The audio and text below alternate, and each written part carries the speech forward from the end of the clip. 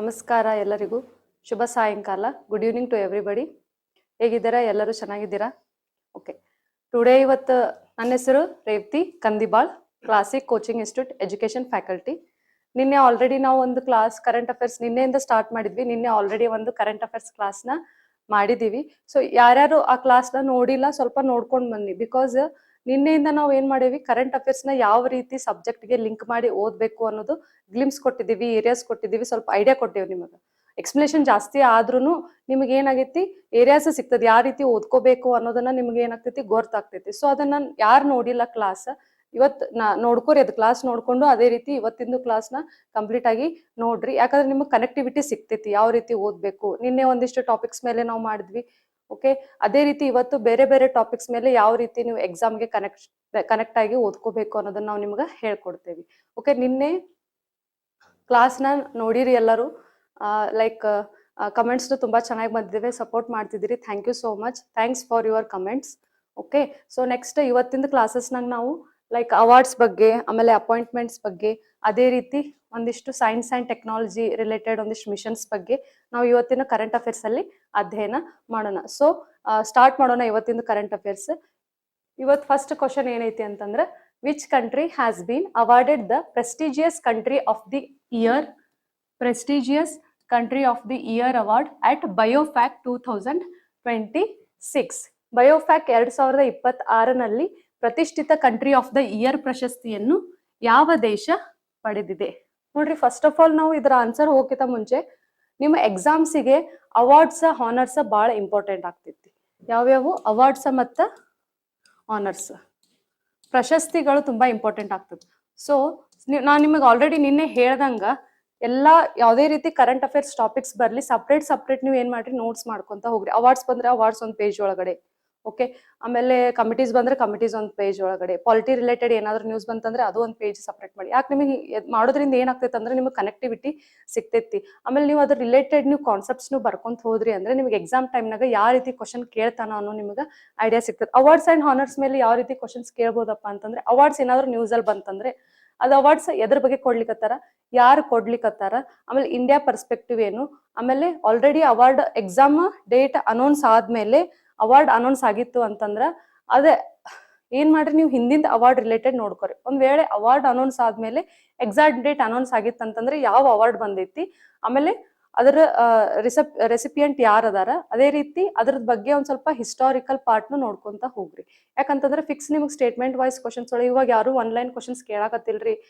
PSIಗೂ ಆಯ್ತು ನೀವು ನೋಡ್ಲಿಕ್ಕತ್ತೀರಿ, statement wise ಆಗಿ ಕ್ವಶನ್ಸ್ ಕೇಳಲಿಕ್ಕತ್ತಾರ. ಸೊ ನೋಬೆಲ್ ಪ್ರೈಸ್ ಆಯ್ತು, ಕರ್ನಾಟಕ ರಿಲೇಟೆಡ್ ಅವಾರ್ಡ್ಸ್ ಆಯ್ತು, ಇಂಟರ್ನ್ಯಾಷನಲ್ ರಿಲೇಟೆಡ್ ಆಗ್ಲಿ, ಇಂಡಿಯನ್ ರಿಲೇಟೆಡ್ ಆಗ್ಲಿ, ಆಮೇಲೆ ನಮ್ಮ ಕಂಟ್ರಿ ಲೀಡರ್ಗೆ ಮೋದಿಜಿ ಅವ್ರಿಗೆ ಬೇರೆ ಬೇರೆ ಕಂಟ್ರಿದವ್ರು ಏನೇನ್ ಅವಾರ್ಡ್ ಕೊಟ್ಟಾರ.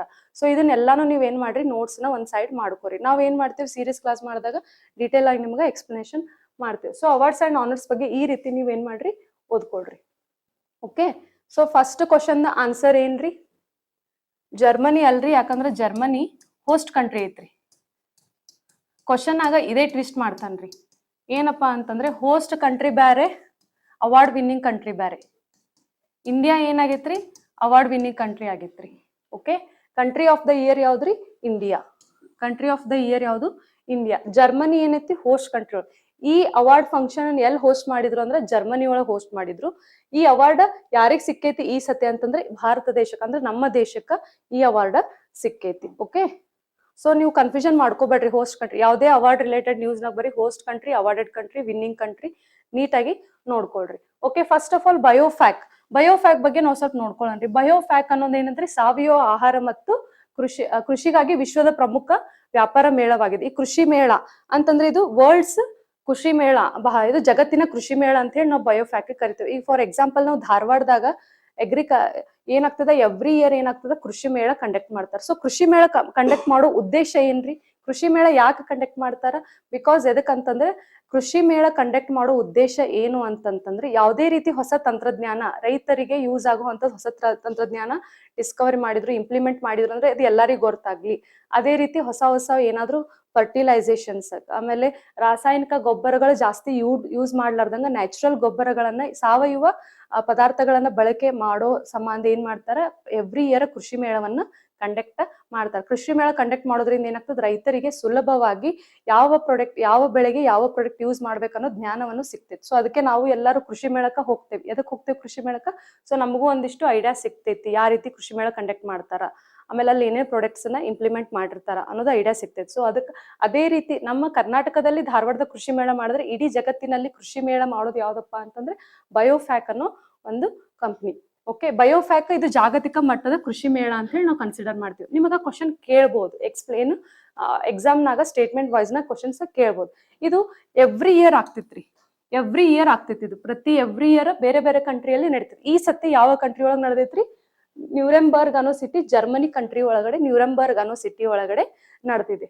ಓಕೆ, ಆಮೇಲೆ ಇದು ಎಲ್ಲಾ ದೇಶದ ಸ್ಟೇಕ್ ಹೋಲ್ಡರ್ಸ್ ಅನ್ನ ಒಂದ್ ಕಡೆ ಕೂಡಿಸೋದು. ಎಲ್ಲಾ ರೀತಿ ರೈತರನ್ನ, ಆ ರೈತರ ಪರವಾಗಿ ಹೋರಾಡ್ತಾ ಇರೋ ವ್ಯಕ್ತಿಗಳನ್ನ, ರೈತರಿಗೋಸ್ಕರ ಏನು ರಿಸರ್ಚ್ ಮಾಡ್ತಿರೋ ವ್ಯಕ್ತಿಗಳನ್ನ ಎಲ್ಲಾರನು ಏನಾಗ್ತೈತಿ ಒಂದು ಕಡೆ ಜಾಗತಿಕ ಮಟ್ಟದಲ್ಲಿ ಒಂದು ಕಡೆ ಇದನ್ನ ಏನ್ ಮಾಡ್ತದೆ, ಕೂಡಿಸ್ತೈತಿ. ಓಕೆ, ಇದ್ರೊಳಗೆ ಏನೇನ್ ಎದ್ರ ಬಗ್ಗೆ ಡಿಸ್ಕಷನ್ ಮಾಡ್ತಾರ ಅಂತಂದ್ರೆ, ಒಂದು ಸಾವಯವ ಕೃಷಿ ಬಗ್ಗೆ, ಎದ್ರ ಬಗ್ಗೆ ಡಿಸ್ಕಸ್ ಮಾಡ್ತಾರೆ, ಸಾವಯವ ಕೃಷಿ ಬಗ್ಗೆ, ಆರ್ಗ್ಯಾನಿಕ್ ಫಾರ್ಮಿಂಗ್ ಯಾವ ರೀತಿ ಮಾಡ್ಬೇಕು ಅನ್ನೋದ್ರ ಬಗ್ಗೆ. ಅದೇ ರೀತಿ ಸುಸ್ಥಿರ ಕೃಷಿ ಬಗ್ಗೆ, ಸಸ್ಟೈನೇಬಲ್ ಅಗ್ರಿಕಲ್ಚರ್, ಸುಸ್ಥಿರ ಅಭಿವೃದ್ಧಿಗಾಗಿ ನಮ್ಮ ಕೃಷಿ, ನಮ್ಮ ಫಾರ್ಮರ್ಸ್ ರೈತರು ಅದಕ್ಕೋಸ್ಕರ ಏನೇನು ಕೆಲಸ ಮಾಡ್ಬೇಕು ಅನ್ನೋದ್ರ ಬಗ್ಗೆ ಡಿಸ್ಕಷನ್ ಮಾಡ್ತೀವಿ. ಅದೇ ರೀತಿ ಆಹಾರ ರಫ್ತು, ಫುಡ್ ಎಕ್ಸ್ಪೋರ್ಟ್ಸ್. ಫಾರ್ ಎಕ್ಸಾಂಪಲ್, ಇದು ಫುಡ್ ಎಕ್ಸ್ಪೋರ್ಟ್ಸ್ ಯಾಕೆ ಇಂಪಾರ್ಟೆಂಟ್ ಆಗ್ತದೆ ಅಂತಂದ್ರೆ, ಒಂದೊಂದು ಕ್ಲೈಮೇಟ್ ಕಂಡೀಷನ್ದಾಗ ಒಂದೊಂದು ರೀತಿಯಾದಂತ ನಾವ್ ಏನ್ ಮಾಡ್ತೀವಿ, ಬೆಳೆಗಳನ್ನ ಬೆಳಿತೀವಿ. ಸೊ ಬೇರೆ ಕಂಟ್ರಿ ಒಳಗೆ, ನಮ್ಮ ಕಂಟ್ರಿ ಒಳಗೆ ಬೆಳೆದಿತ್ತು. ಫಾರ್ ಎಕ್ಸಾಂಪಲ್ ಇಲ್ಲೇ ನೋಡ್ರಿ, ನಾವು ಆಂಧ್ರದಾಗ ಏನ್ ಮಾಡ್ತೀವಿ, ಜಾಸ್ತಿ ಅಕ್ಕಿಯನ್ನ ಬೆಳಿತೀವಿ, Karnataka compare to Karnataka. So ನಾವ್ ಏನ್ ಮಾಡ್ತೀವಿ, ಬೇರೆ ಸ್ಟೇಟ್ ಇಂದ ನಾವೇನ್ ಮಾಡ್ತೀವಿ, ಅಕ್ಕಿಯನ್ನ ರಫ್ತು ಮಾಡ್ಕೊಂತೇವೆ. ಸೊ ಫುಡ್ ಎಕ್ಸ್ಪೋರ್ಟ್ ಆಯ್ತಿಲ್ರಿ. ಅದೇ ನಮ್ಮ ಕಂಟ್ರಿ ಒಳಗೆ ನಮ್ಮ ಸ್ಟೇಟ್ ನಾವ್ ಏನ್ ಜಾಸ್ತಿ ಬೆಳಿತೀವಿ ಅದನ್ನ ಏನ್ ಮಾಡ್ತೀವಿ, ಬೇರೆ ಸ್ಟೇಟಿಗೆ ನಾವು ಪ್ರೊವೈಡ್ ಮಾಡ್ತೇವೆ. ಸೊ ಈ ರೀತಿಯಾಗಿ ಇಂಟರ್ನ್ಯಾಷನಲಿ ನಾವ್ ಏನ್ ಮಾಡ್ತೇವೆ, ಫುಡ್ ಎಕ್ಸ್ಪೋರ್ಟ್ ನ ಮಾಡ್ತೇವೆ. ಓನ್ಲಿ ಏನು ನ್ಯಾಷನಲಿ ಅಲ್ಲಿ ಅಷ್ಟೇ ಅಲ್ಲದೆ ಇಂಟರ್ನ್ಯಾಷನಲಿನೂ ನಾವ್ ಏನ್ ಮಾಡ್ತೀವಿ, ಫುಡ್ ಎಕ್ಸ್ಪೋರ್ಟ್ಸ್ ನ ಮಾಡ್ತೇವೆ. ಓಕೆ, ಅದೇ ರೀತಿ ಗ್ರೀನ್ ಟೆಕ್ನಾಲಜಿ, ಹಸಿರು ತಂತ್ರಜ್ಞಾನ. ಈ ಹಸಿರು ತಂತ್ರಜ್ಞಾನ ಅಂದ್ರೆ ಏನು ಅಂತಂತಂದ್ರೆ, ಪರಿಸರಕ್ಕೆ ಅನುಕೂಲವಾಗುವಂತಹ ಟೆಕ್ನಾಲಜಿನ ನಾವ್ ಏನ್ ಮಾಡ್ತೇವೆ, ಯೂಸ್ ಮಾಡ್ತೇವೆ. ಯಾವುದೇ ರೀತಿ ಹಾನಿಕಾರಕ ವಸ್ತುಗಳು ಇಲ್ಲದೆ ಸಾವಯವ ಪದ್ಧತಿಯಿಂದ ನಾವ್ ಏನ್ ಮಾಡ್ತೀವಿ, ಟೆಕ್ನಾಲಜಿನ ಯೂಸ್ ಮಾಡ್ತೀವಿ. ಅದಕ್ಕೆ ನಾವೇನಂತೀವಿ, ಗ್ರೀನ್ ಟೆಕ್ನಾಲಜಿ. ಸೊ ಈ 4 ಅಂಶ ನಿಮಗೆ ಎಕ್ಸಾಮಿಗೆ ಬಹಳ ಇಂಪಾರ್ಟೆಂಟ್ ಆಗ್ತದೆ.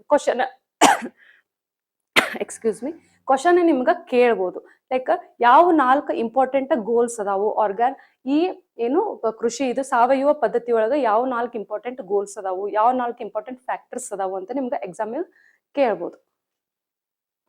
ಸೊ ನೆಕ್ಸ್ಟ್ ನೋಡ್ರಿ, ಅದೇ ರೀತಿ ಇಲ್ಲಿ ಏನಾಗ್ತದೆ ಅಂತಂದ್ರೆ, ಬರೇ ಇದು ಸ್ಟೇಕ್ ಹೋಲ್ಡರ್ಸ್ ಬರೀ ಬೇರೆ ಬೇರೆ ಪ್ರೈವೇಟ್ ಪಾರ್ಟ್ನರ್ಶಿಪ್ ಕಂಪ್ನೀಸ್ ಒಳಗೆ ಅವ್ರಷ್ಟೇ ಮಾಡೋದಲ್ದೆ, ಇದಕ್ಕೆ ನಾವು ಏನ್ ಮಾಡ್ತೀವಿ, ನಮ್ಮ ಸರ್ಕಾರನು ಸಪೋರ್ಟ್ ಮಾಡ್ತೀವಿ. ಸರ್ಕಾರ ಸಪೋರ್ಟ್ ಯಾವ ರೀತಿ ಮಾಡ್ತದ ಅಂತಂದ್ರೆ, ಪಬ್ಲಿಕ್ ಪ್ರೈವೇಟ್ ಪಾರ್ಟ್ನರ್ಶಿಪ್ ಮುಖಾಂತರ ಯಾವ ರೀತಿ ಸಪೋರ್ಟ್ ಮಾಡ್ತಂದ್ರೆ, ಯೋಜನೆಗಳನ್ನ ಜಾರಿಗೆ ತರುವ ಮುಖಾಂತರ ಸಪೋರ್ಟ್ ಮಾಡ್ತದೆ. ಇಲ್ಲಿ ಯಾವ ಯೋಜನೆ ಜಾರಿಗೆ ತಂದಿತ್ತಂತಂದ್ರೆ, ಪರಂಪರಾಗತ್ ಕೃಷಿ ವಿಕಾಸ ಯೋಜನೆ ಜಾರಿಗೆ ತಂದಿತ್ತು. ಪರಂಪರಾಗತ್ ಕೃಷಿ ವಿಕಾಸ ಯೋಜನೆ ಅಂದ್ರೆ ನಮ್ಮ ಕೃಷಿ ವಿಕಾಸವಾಗ್ಲಿಕ್ಕೆ ನಾವು ಪರಂಪರೆಯಿಂದ ಅಂದ್ರೆ ಆನ್ಸಿಯಂಟ್ ಕಾಲದಿಂದಲೂ ನಾವ್ ಯಾವ ರೀತಿ ನಮ್ಮ ಕೃಷಿಯನ್ನ ಮಾಡ್ಕೊಂತ ಬಂದೇವಿ, ಸಾವಯವ ಕೃಷಿಯನ್ನ ಮಾಡ್ಕೊಂತ ಬಂದೇವಿ, ಅದನ್ನೇ ನಾವು ಮುಂದುವರಿಸಬೇಕು ಅನ್ನೋದು ಈ ಯೋಜನೆ ಹೇಳ್ತೈತಿ.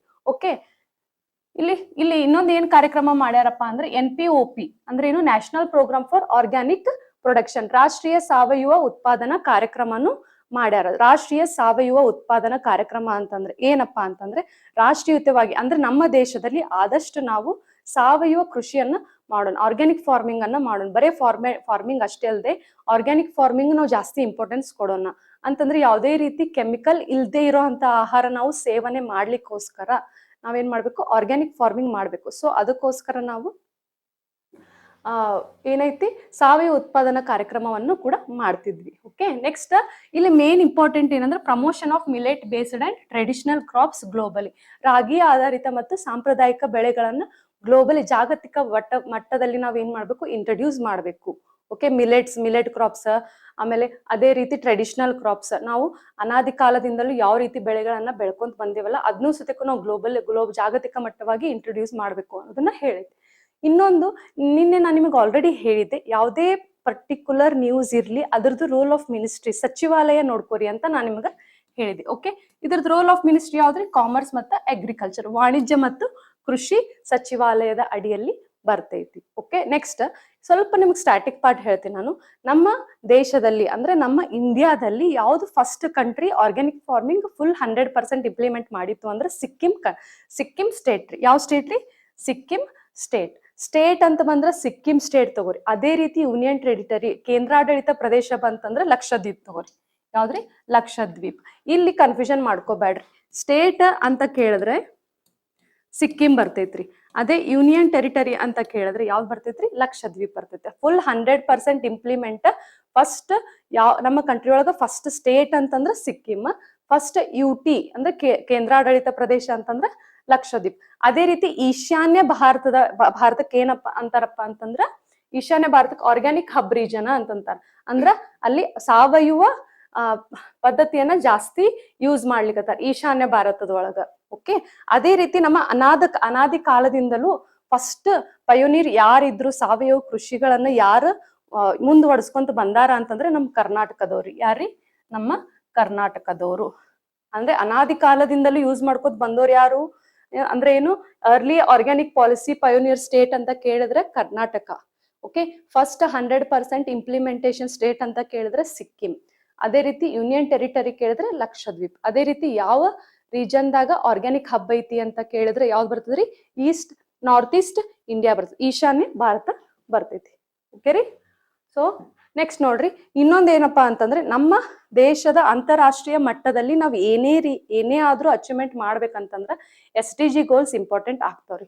SDG ಗೋಲ್ಸ್ ಟೋಟಲ್ ಎಷ್ಟ್ ಇದಾವ್ರಿ? ಸುಸ್ಥಿರ ಅಭಿವೃದ್ಧಿ ಗುರಿಗಳು ಎಷ್ಟ್ ಅದಾವ್ರಿ? ಟೋಟಲ್ 17 ಅದಾವ್ರಿ. ಸೊ ಈ 17 ಏನೈತಲ್ರಿ, ನಮ್ಮ ಇಂಡಿಯಾದಾಗ ಆಗೋ ಅಂತ ಏನೇ ಟಾರ್ಗೆಟ್ ಇರ್ಲಿ ಅದಕ್ಕ ಲಿಂಕ್ಡ್ ಅದಾವ್ರಿ. ಈ ಸುಸ್ಥಿರ ಅಭಿವೃದ್ಧಿ ಗುರಿಗಳ ಮೇಲೆನೆ ನಾವ್ ಏನ್ ಮಾಡ್ಲಿಕ್ಕತ್ತೀವಿ, ನಮ್ಮ ಇಂಡಿಯಾದಾಗ ನಾವು ಹೊಸ ಯೋಜನೆಗಳನ್ನ ಜಾರಿಗೆ ತರ್ಲಿಕ್ಕತ್ತೀವಿ. ಸೊ ಈ ಆರ್ಗ್ಯಾನಿಕ್ ಫಾರ್ಮಿಂಗ್ ರಿಲೇಟೆಡ್ ಸುಸ್ಥಿರ ಅಭಿವೃದ್ಧಿ ಗೋಲ್ಸ್ ಒಂದ್ ಸ್ವಲ್ಪ ಲಿಂಕ್ ಆಗ್ತಾವ. ಅವು ಯಾವ್ಯಾವ ಅನ್ನೋದು ನಾನು ನಿಮ್ಗೆ ಜಸ್ಟ್ ಏರಿಯಾ ಹೇಳ್ತೀನಿ, ನೀವು ಅದ್ರ ಬಗ್ಗೆ ಡೀಟೇಲ್ ಆಗಿ ಓದ್ಕೊಂತ ಹೋಗ್ರಿ. ನಿಮ್ಗೆ ಜಸ್ಟ್ ಏರಿಯಾ ಕೊಡ್ತೀನಿ, ಯಾವ ಗೋಲ್ಸ್ ಯಾವ ಗುರಿಗಳು ಅದಕ್ಕೆ ಲಿಂಕ್ ಆಗ್ತಾವು ಅಂತ ಹೇಳಿ. ಯಾವ್ದ್ರಿ? ಫಸ್ಟ್ ಆಫ್ ಆಲ್ SDG ಗೋಲ್ 2 0 ಹಂಗರ್, ಹಸಿವು ನಿರ್ಮೂಲನೆ ಅಂತಂದ್ರೆ ಎಂಡ್ ಹಂಗರ್. ಅಂದ್ರ ಹಸಿವನ್ನ ನಮ್ಮ ಭಾರತದಲ್ಲಿ ಯಾರು ಹಸ್ಕೊಂಡ್ ಇರ್ಲಾರ್ದಂಗ ನಾವ್ ಏನ್ ಮಾಡ್ಬೇಕು? ಬೆಳೆಗಳನ್ನ ಬೆಳಿಬೇಕು, ಎಲ್ಲರಿಗೂ ಆಹಾರ ಒದಗಿಸ್ಬೇಕು ಅನ್ನೋದು ಮೇನ್ ಇಂಪಾರ್ಟೆಂಟ್. ಅದೇ ರೀತಿ ಫುಡ್ ಸೆಕ್ಯೂರಿಟಿ. ಅದೇ ರೀತಿ ಬರೀ ಆಹಾರ ಬೆಳೆಸೋದು ಅಷ್ಟೇ ಅಲ್ಲದೆ ಆಹಾರ ಏನಿರ್ಬೇಕು? ಪೌಷ್ಟಿಕವಾಗಿ ಇರ್ಬೇಕು, ಪೌಷ್ಟಿಕತೆಯಿಂದ ಕೂಡಿರ್ಬೇಕು. ಅದೇ ರೀತಿ ಪ್ರಮೋಟ್ ಸಸ್ಟೈನಬಲ್ ಅಗ್ರಿಕಲ್ಚರ್, ಸುಸ್ಥಿರ ಕೃಷಿ ಪದ್ಧತಿಯನ್ನ ನಾವ್ ಏನ್ ಮಾಡ್ಬೇಕು? ಇಂಪ್ರೂವ್ಮೆಂಟ್ ಮಾಡ್ಬೇಕು ಅನ್ನೋದು ಯಾವ್ದು ಹೇಳ್ತೈತಿ? SDG 2ನೇ ಗುರಿ ಹೇಳ್ತೈತಿ. ಅದೇ ರೀತಿ SDG 12 ಏನ್ ಹೇಳ್ತದ್ರಿ? Responsible consumption and production. ಯಾವುದೇ ನಾವು ಉತ್ಪಾದನೆ ಮಾಡೇವಿ ಅಂತಂತಂದ್ರೆ ಅದನ್ನ ನಾವು ಜಾಗೃತವಾಗಿ ಬಳಕೆ ಮಾಡ್ಬೇಕು. ಸುಮ್ನೆ ನಾವು ಹೆಂಗ್ ಬೇಕಾದಂಗೆ ಯೂಸ್ ಮಾಡಿ ಒಕ್ಕಟ್ಟೋದಿಲ್ಲ. ಫಾರ್ ಎಕ್ಸಾಂಪಲ್ ನಾವು ಏನೋ ಒಂದು ಬಳಕೆ ಮಾಡೇವಿ ಅಂತ, ಏನೋ ಒಂದು ಉತ್ಪಾದನೆ ಮಾಡ್ಲಿಕ್ಕತ್ತೇವ ಅಂತಂದ್ರೆ ಎಷ್ಟು ಜನಕ್ಕೆ ಅದನ್ನ ಉತ್ಪಾದನೆ ಮಾಡ್ಬೇಕು, ಎಷ್ಟು ಜನ ಅದನ್ನ ಯೂಸ್ ಮಾಡ್ತಾರ, ಅದು ನಾವು ತಲೆಯಲ್ಲಿ ಇಟ್ಕೊಂಡು ಏನ್ ಮಾಡ್ಬೇಕು? ಉತ್ಪಾದನೆ ಮಾಡ್ಬೇಕು. ಈಗ 2 ಜನಕ್ಕೆ ನಾವು ಅಡ್ಗಿ ಮಾಡೋದ್ ಬಿಟ್ಟು 4 ಜನಕ್ಕೆ ನಾವು ಅಡ್ಗಿ ಮಾಡಿದ್ರೆ ಏನಾಗ್ತೈತಿ? ಆಹಾರ ಏನಾಗ್ತೈತಿ? ವೇಸ್ಟ್ ಆಗ್ತೈತಿ. ಸೊ ಅದಕ್ಕೆ ಯಾವುದೇ ಬೆಳೆಯನ್ನ ನಾವು ಉತ್ಪಾದನೆ ಮಾಡಿದ್ರು ಅದನ್ನ ಸರಿಯಾಗಿ ನಾವು ಯೂಸ್ ಮಾಡೋದನ್ನ ಕಲಿಬೇಕು ಅನ್ನೋದು ಯಾರು ಹೇಳ್ತಾರ? SDG 12 ಗೋಲ್ ಹೇಳ್ತೈತಿ. ರೆಸ್ಪಾನ್ಸಿಬಲ್ ಆಗಿ ಕನ್ಸಂಪ್ಷನ್ ಮಾಡ್ಬೇಕು ಅನ್ನೋದನ್ನ ಹೇಳ್ತೈತಿ. ನೆಕ್ಸ್ಟ್ ಅದೇ ರೀತಿ ರೆಡ್ಯೂಸಸ್ ಕೆಮಿಕಲ್ ಫರ್ಟಿಲೈಸರ್ಸ್, ರಾಸಾಯನಿಕ ಗೊಬ್ಬರಗಳನ್ನ ಕಡಿಮೆ ಮಾಡ್ಬೇಕು ಅನ್ನೋದು ಯಾರು ಹೇಳ್ತಾರ ಅಂತಂದ್ರೆ SDG 12ನೇ ಗುರಿ ಹೇಳ್ತೈತಿ. ನಿಮಗ್ ಕೇಳ್ಬೋದು SDG 12 goal what it shows ಅಂತ ಹೇಳಿ. ಓಕೆ, ಇನ್ನು ಸುಸ್ಥಿರ ಅಭಿವೃದ್ಧಿ ಗುರಿಗಳಲ್ಲಿ 12ನೇ ಗುರಿ ಏನು ಹೇಳುತ್ತದೆ ಅಂತ ಕ್ವಶನ್ ಕೇಳ್ಬೋದು ನಿಮಗ್. ಆಪ್ಷನ್ಸ್ ದಾಗ ರೆಡ್ಯೂಸಸ್ ಕೆಮಿಕಲ್ ಫರ್ಟಿಲೈಸೇಷನ್ ಅಂತ ಇಡ್ಬೋದು, ಇಂಪ್ರೂವ್ ನ್ಯೂಟ್ರಿಷನ್ ಅಂತ ಇಡ್ಬೋದು, ಅದೇ ರೀತಿ reduces green house gas emission ಅಂತ ಇಡ್ಬೋದು. ಈ ರೀತಿ ನಿಮ್ಗೆ ಆಪ್ಷನ್ಸ್ ಇಟ್ಟು ಯಾವ್ದು ಕರೆಕ್ಟ್ ಆನ್ಸರ್ ಆಗ್ತದೆ ಅಂತಂದ್ರೆ ರೆಡ್ಯೂಸಸ್ ಕೆಮಿಕಲ್ ಫರ್ಟಿಲೈಸೇಷನ್ಸ್ ಅಂತ ನೀವು ಆನ್ಸರ್ ಚೂಸ್ ಮಾಡ್ಬೇಕಾಗ್ತದೆ. ಅದೇ ರೀತಿ ನೆಕ್ಸ್ಟ್ SDG 13 13ನೇ ಗುರಿ ಏನ್ ಹೇಳ್ತದ ಅಂದ್ರೆ ಕ್ಲೈಮೇಟ್ ಆಕ್ಷನ್ ಬಗ್ಗೆ, ಹವಾಮಾನ ಬದಲಾವಣೆ ಬಗ್ಗೆ ಹೇಳ್ತದೆ. ಇಲ್ಲಿ ಏನ್ ಹೇಳ್ತದ?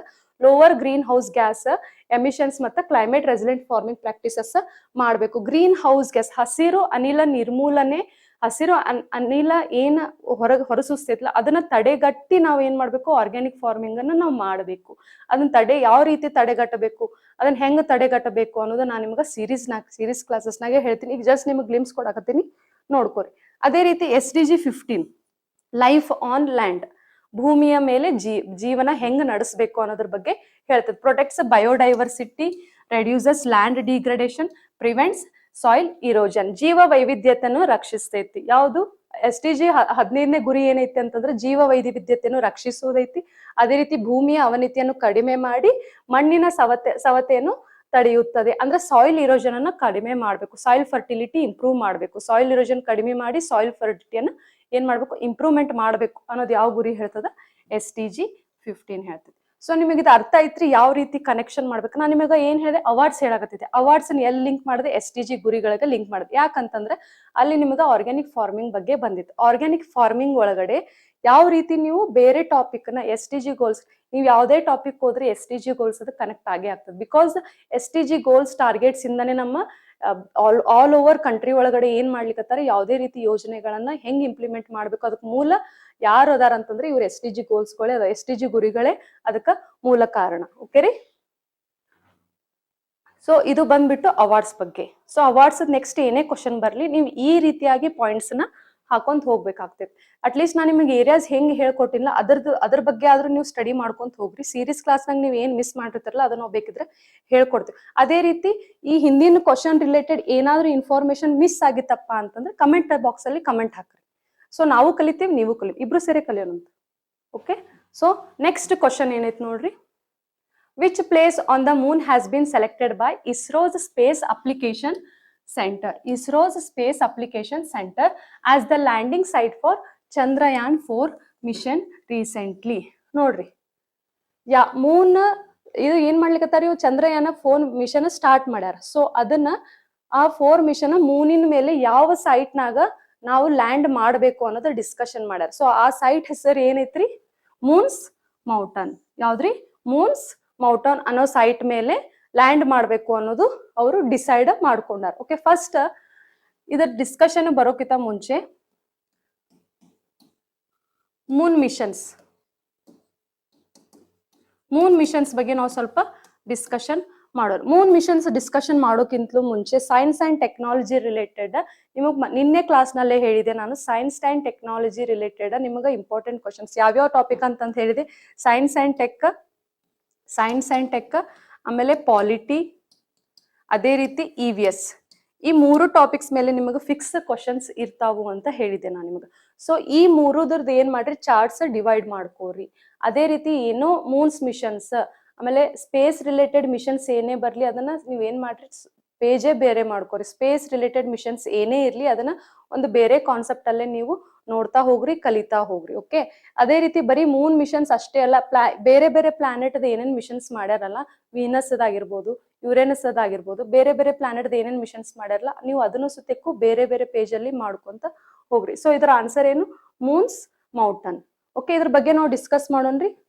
ಅಂದ್ರೆ ಫಸ್ಟ್ ನಮ್ಮ ಇಂಡಿಯಾದವರು ಫಸ್ಟ್ ಯಾವ್ದು ಮಿಷನ್ ಮಾಡಿದ್ರಪ್ಪ ಅಂದ್ರೆ ಚಂದ್ರಯಾನ 1 ಮಿಷನ್. ಭಾರತದ ಚಂದ್ರನ ಪರಿಶೋಧನೆ ಕಾರ್ಯಕ್ರಮವನ್ನು ಚಂದ್ರಯಾನ, ಲೂನಾರ್ ಎಕ್ಸ್ಪ್ಲೋರೇಷನ್ ಮಿಷನ್ ಅಂತ ಕರಿತೇವೆ ನಾವು, ಅದಕ್ಕೆ ಚಂದ್ರನೌಕೆ ಅಂತ ಕರಿತೇವೆ ಎಂದು ಕರಿತೀವಿ. ಇದನ್ನ ಯಾರು ನಡ್ಸ್ಯಾರ ಅಂದ್ರೆ ನಮ್ಮ ಭಾರತ ದೇಶದವ್ರು ನಡ್ಸ್ಯಾರ. ಭಾರತೀಯ ಬಾಹ್ಯಾಕಾಶ ಸಂಶೋಧನೆ ಸಂಸ್ಥೆದವ್ರು ನಡ್ಸ್ಯಾರ. ಇಸ್ರೋ, ಇಂಡಿಯನ್ ಸ್ಪೇಸ್ ರಿಸರ್ಚ್ ಆರ್ಗನೈಸೇಷನ್ದವ್ರು ನಡ್ಸ್ಯಾರ. ಇಂಡಿಯನ್ ಸ್ಪೇಸ್ ರಿಸರ್ಚ್ ಆರ್ಗನೈಸೇಷನ್ ಕೇಳ್ತಾನ್ರಿ ಫುಲ್ ಫಾರ್ಮ್ಸ್. ಸೊ ಒಂದ್ಸತಿ ನೋಡ್ಕೊಳ್ರಿ. ಅದೇ ರೀತಿ ನಿಮಗೆ ಫುಲ್ ಫಾರ್ಮ್ ಏನ್ ಮಾಡ್ತಾನ ಕನ್ನಡದಾಗೂ ಇದೇ ರೀತಿ ಕನ್ನಡದಾಗೆ ಬರಿತಾನ್ರಿ. ಓಕೆ. ನಿಮಗೆ ಕನ್ನಡದಾಗ ಭಾರತೀಯ ಬಾಹ್ಯಾಕಾಶ ಸಂಶೋಧನೆ ಸಂಸ್ಥೆ ಅಂತ ಬರಂಗಿಲ್ಲ, ಇಂಡಿಯನ್ ಸ್ಪೇಸ್ ರಿಸರ್ಚ್ ಆರ್ಗನೈಸೇಷನ್ ಅನ್ನೋದೇ ಕನ್ನಡದಾಗ ಕೊಡ್ತಾನೆ, ಅದನ್ನೇ ಕನ್ನಡದಲ್ಲಿ ಬರೀತಾನ. ಸೊ ಅದಕ್ಕೆ ನಿಮಗೆ ಇಂಗ್ಲಿಷ್ನಾಗೂ ಟ್ರಾನ್ಸ್ಲೇಷನ್ ಗೊತ್ತಿರ್ಲಿ. ಓಕೆ. ಇಲ್ಲಿ ಇದು ಏನ್ ಮಾಡ್ತ ಮೂನ್ ಬಗ್ಗೆ ಎದಕ್ಕೆ ಅಧ್ಯಯನ ಮಾಡಕತ್ವಿ ಅಂತಂದ್ರೆ, ಮೂನಿನ ಮೇಲೆ ಏನ್ ಐತಿ, ಅಲ್ಲಿ ಜೀವನ ಇತ್ತೋ ಇಲ್ವೋ. ಯಾಕಂತಂದ್ರೆ ನಮ್ಮ ಅರ್ತ್ ಒಳಗಡೆ ಏನೋ ಒಂದು ಅಂಶ ಖಾಲಿ ಆಯ್ತು ಅಂತಂದ್ರೆ ಅದನ್ನ ನಾವು ಹೆಂಗ ಮತ್ತ ಇಂಟ್ರೊಡ್ಯೂಸ್ ಮಾಡ್ಬೇಕು. ಸೊ ಬೇರೆ ಪ್ಲಾನೆಟ್ಸ್ ನಾಗ ಏನೇನ್ ಅಂಶ ಅದಾವು, ಅಲ್ಲಿ ಜೀವ ಇತ್ತೋ ಇಲ್ಲೋ ಅನ್ನೋದು ಹೆಂಗ್ ತಿಳಿತೈತ್ರಿ, ನೀರಿನ ಮುಖಾಂತರ. ಅಲ್ಲಿ ನೀರಿನ ಅಂಶ ಪತ್ತೆ ಆಯ್ತಂತಂದ್ರೆ ಏನು, ಅಲ್ಲಿ ಹೌದು ಓಕೆ ಅಲ್ಲಿ ಲೈಫ್ ಇತ್ತು, ಮೊದಲೆಲ್ಲೋ ಅಲ್ಲಿ ಲೈಫ್ ಇತ್ತು, ಯಾರೋ ಇದ್ರು ಅಲ್ಲಿ ಅನ್ನೋದು ಗೊತ್ತಾಗ್ತಿತ್ತು. ಸೊ ಅದಕ್ಕ ನಾವು ಬೇರೆ ಬೇರೆ ಪ್ಲಾನೆಟ್ಸ್ ಮೇಲೆ ಎದಕ್ಕೆ ನಾವು ಮಿಷನ್ಸ್ ಸ್ಟಾರ್ಟ್ ಮಾಡಕತ್ತೀವಪ್ಪ ಅಂತಂದ್ರೆ ಅಲ್ಲಿ ಏನೇನ್ ಖನಿಜಗಳು ಸಿಗ್ತಾವು, ಅಲ್ಲಿ ಏನೇನ್ ಅವಶೇಷಗಳು ಸಿಗ್ತಾವು. ಸೊ ಅದು ನಮಗ ನೆಕ್ಸ್ಟ್ ಫ್ಯೂಚರ್ನಾಗ ಯೂಸ್ ಆಗ್ತೈತಿ ಅನ್ನೋ ಸಂಬಂಧ ನಾವ್ ಏನ್ ಮಾಡ್ಲಿಕ್ಕತ್ತೀವಿ, ಬೇರೆ ಬೇರೆ ಪ್ಲಾನೆಟ್ಸ್ ಮೇಲೆ ನಾವು ಡಿಸ್ಕವರೀಸ್ ಇನ್ವೆನ್ಷನ್ಸ್ ಸ್ಟಾರ್ಟ್ ಮಾಡ್ಯಾವ. ಅಲ್ಲಿ ಏನೇನ್ ಸಿಗ್ಬೋದು ಅಂತಂದ್ರೆ ಖನಿಜ ಸಂಪತ್ತು, ನೀರಿನ ಅಂಶ ಹಾಗೂ ಆಳವಾದ ಬಾಹ್ಯಾಕಾಶ ತಂತ್ರಜ್ಞಾನ ಅಭಿವೃದ್ಧಿಯ ಇದರ ಮುಖ್ಯ ಉದ್ದೇಶ ಆಗ್ಯದ. ಮೂನ್ಸ್ ಸರ್ಫೇಸ್ ಮೇಲೆ ಏನೇನ್ ಸಿಗ್ತೈತೆ ಅನ್ನೋದು ಇಂಪಾರ್ಟೆಂಟ್ ಆಗೈತಿ. ಸೊ ಅದಕ್ಕೆ ನಾವು ಫಸ್ಟ್ ಏನ್ ಮಾಡಿದ್ವಿ, ಮಿಷನ್ಸ್ ಅನ್ನ ಸ್ಟಾರ್ಟ್ ಮಾಡಿದ್ವಿ. ಫಸ್ಟ್ ಮಿಷನ್ ಯಾವ್ದಪ್ಪ ಅಂತಂದ್ರೆ ಚಂದ್ರಯಾನ 1. ಯಾವಾಗ ಅಂತಂದ್ರೆ ಇದು 2008 ಅಂತ. ಇದಕ್ಕೆ ಏನಂತಾರ ಅಂದ್ರೆ ಚಂದ್ರಯಾನ-1 ಇಂಪ್ಯಾಕ್ಟ್ ಮಿಷನ್ ಅಂತಂತೆ. ಇಂಪ್ಯಾಕ್ಟ್ ಮಿಷನ್ ಅಂತಂದ್ರೆ ಏನು ಹೇಳ್ತೀನಿ ನಾನು ನಿಮ್ಗೆ. ಓಕೆ, ಫಸ್ಟ್ ಅದು ಉಡಾವಣೆ ಯಾವಾಗ ಆಯ್ತು ಅಂದ್ರೆ 22 ಅಕ್ಟೋಬರ್ 2008 ನಾವ್ ಏನ್ ಮಾಡಿದ್ವಿ, ಉಡಾವಣೆ ಮಾಡಿದ್ವಿ. 28 ಅಕ್ಟೋಬರ್ 2008 ಇಂಪ್ಯಾಕ್ಟ್ ಮಿಷನ್. ಇದಕ್ಕೆ ನಾವ್ ಏನಂತ ಕರಿತೀವಿ ಅಂದ್ರೆ ಇಂಪ್ಯಾಕ್ಟ್ ಮಿಷನ್ ಅಂತ ಕರಿತೇವೆ. ಈ ಉಡಾವಣಾ ವಾಹನ ಯಾವ್ದು? ಲಾಂಚ್ ವೆಹಿಕಲ್ ಯಾವ್ದ್ರಿ? PSLV-C11 polar satellite launch vehicle ಅಂತ ಅಂತೀವಿ ನಾವು. Polar satellite launch vehicle. ಈ ಪೋಲಾರ್ ಸ್ಯಾಟಲೈಟ್ ಅಂದ್ರೆ PSLV, GSLV ಇವೆಲ್ಲ ಏನ್ ಅದಾವಲ್ಲ, ನಿಮಗ ನಾವು ಸೈನ್ಸ್ ಅಂಡ್ ಟೆಕ್ನಾಲಜಿ ಕ್ಲಾಸ್ ಮಾಡ್ತೀವಲ್ಲ ಅವಾಗ ನಿಮಗೆ ಡೀಟೇಲ್ ಆಗಿ ಹೇಳ್ಕೊಡ್ತೀವಿ. ಯಾಕ ಪೋಲಾರ್ ಸ್ಯಾಟಲೈಟ್ ಯೂಸ್ ಮಾಡ್ತಾರ, ಒಂದೊಂದು launch vehicle polar satellite use ಮಾಡ್ತಾರ, ಒಂದೊಂದು ಜಿಯೋ ಸ್ಟೇಷನರಿ ಪೋಲಾರ್ ಕಡೆ ಹೋಗೋದಿತ್ತಂದ್ರೆ ಪೋಲಾರ್ ಸಿಸ್ಟಮ್, ಜಿಯೋ ಪೂರ್ತಿ ಅರ್ತ್ ಸರೌಂಡ್ ಮಾಡೋದಿತ್ತಂದ್ರೆ ಅವಾಗ ನಾವ್ ಏನ್ ಮಾಡ್ತೀವಿ, ಜಿಯೋ ಸ್ಟೇಷನರಿ ಸ್ಯಾಟಲೈಟ್ ನ ಯೂಸ್ ಮಾಡ್ತೀವಿ, ಅಂದ್ರೆ ಲಾಂಚ್ ವೆಹಿಕಲ್ ಆಗಿ ಯೂಸ್ ಮಾಡ್ಕೊತೀವಿ. ಅದ್ರ ಬಗ್ಗೆ ನಾನು ನಿಮಗೆ ಡೀಟೇಲ್ ಆಗಿ ಏನ್ ಮಾಡ್ತೀನಿ, ಸೈನ್ಸ್ ಅಂಡ್ ಟೆಕ್ನಾಲಜಿ ಟಾಪಿಕ್ಸ್ ಬರ್ತಿತ್ತಲ್ಲ, ಸೊ ಅವಾಗ ನಾನು ನಿಮಗೆ ಹೇಳ್ಕೊಡ್ತೀನಿ. PSLV-C11 polar satellite launch vehicle ಉಡಾವಣಾ ವಾಹನ ಯಾವ್ದಂತ ಕೇಳಿದ್ರೆ PSLV-C11 ಅಂತ ಹೇಳಿದ್ರಿ. ಇದ್ರ ಉದ್ದೇಶಗಳು ಏನೈತಿ? ಇದ್ರ ಉದ್ದೇಶಗಳನ್ನ ನೋಡೋಕ್ಕಿಂತ ಮುಂಚೆ ಇಂಪ್ಯಾಕ್ಟ್ ಮಿಷನ್ ಅಂತ ಎದಕ್ ಅಂದ್ವಿ ಅಂತಂದ್ರೆ ಆರ್ಬಿಟರ್, ರೋವರ್, ಲ್ಯಾಂಡರ್. ಓಕೆ, ಒಂದ್ ಆರ್ಬಿಟರ್, ರೋವರ್, ಲ್ಯಾಂಡರ್. ಓಕೆ, ಈ ಮೂರು ಇಂಪಾರ್ಟೆಂಟ್ ಆಗ್ತದೆ. ವೆಹಿಕಲ್ ಇವು ಮೂರು ಪಾರ್ಟ್ಸ್ ಇಂಪಾರ್ಟೆಂಟ್ ಆಗ್ತೈತಿ. ಏನಕ್ಕಂತಂದ್ರೆ ಇಲ್ಲಿ ಏನಾಯ್ತು ಅಂತಂದ್ರೆ ಇದು ಮೂನ್ ಅನ್ಕೋರಿ, ಇದು ವೆಹಿಕಲ್ ಅನ್ಕೋರಿ, ಏನ್ ಮಾಡ್ತು ಇಂಪ್ಯಾಕ್ಟ್ ಜಸ್ಟ್ ಹಿಂಗ ಬಡ್ಕೊಂತ್ರಿ.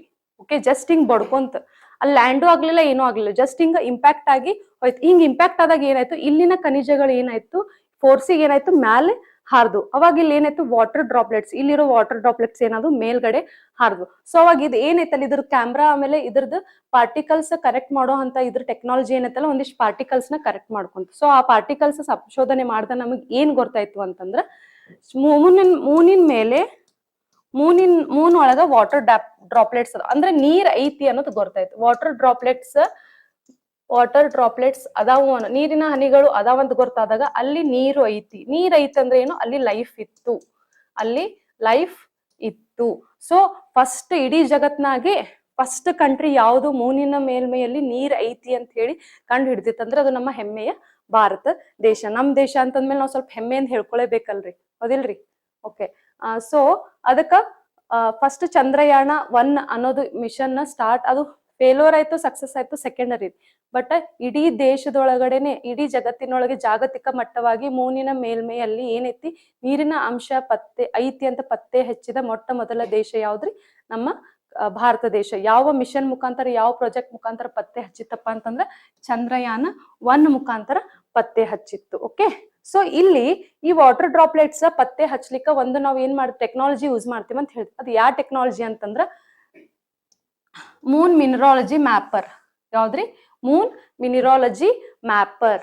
ನಾಸಾ ಪೇಲೋಡ್ ಬಳಸಿ ಚಂದ್ರನ ಮೇಲೆ ನೀರಿನ ಅಣುಗಳ ಆವಿಷ್ಕಾರ ಮಾಡಿದ್ವಿ. ಇದು ಜಾಗತಿಕವಾಗಿ ಒಂದು ಮಹತ್ವದ ಆವಿಷ್ಕಾರವಾಗಿತ್ತು. ಸೊ ನಿಮಗೆ ಎಕ್ಸಾಮಿಗೆ ಕೇಳ್ಬೋದು, ಯಾವ ಟೆಕ್ನಾಲಜಿ ಥ್ರೂ ನಾವು ವಾಟರ್ ಡ್ರಾಪ್ಲೆಟ್ಸ್ ನ ಇನ್ವೆನ್ಷನ್ ಮಾಡಿದ್ವಿ ಅಂತಂದ್ರೆ moon mineralogy mapper. Okay, next ಬರೋಣ್ರಿ. ನೆಕ್ಸ್ಟ್ ಮಿಷನ್ ಯಾವುದು ಅಂತಂದ್ರೆ ಚಂದ್ರಯಾನ-2 ಮಿಷನ್. ಇದು ಯಾವಾಗ 2019 ನಡೆದಿತ್ತು. ಇಲ್ಲಿ ಯಾವ ಲಾಂಚ್ ವೆಹಿಕಲ್ ಯೂಸ್ ಮಾಡಿದ್ವಿ ಅಂತಂದ್ರೆ ನಾವು GSLV-MK3 geostationary launch vehicle. Geo ಅಂತಂದ್ರೆ ಏನ್ರಿ?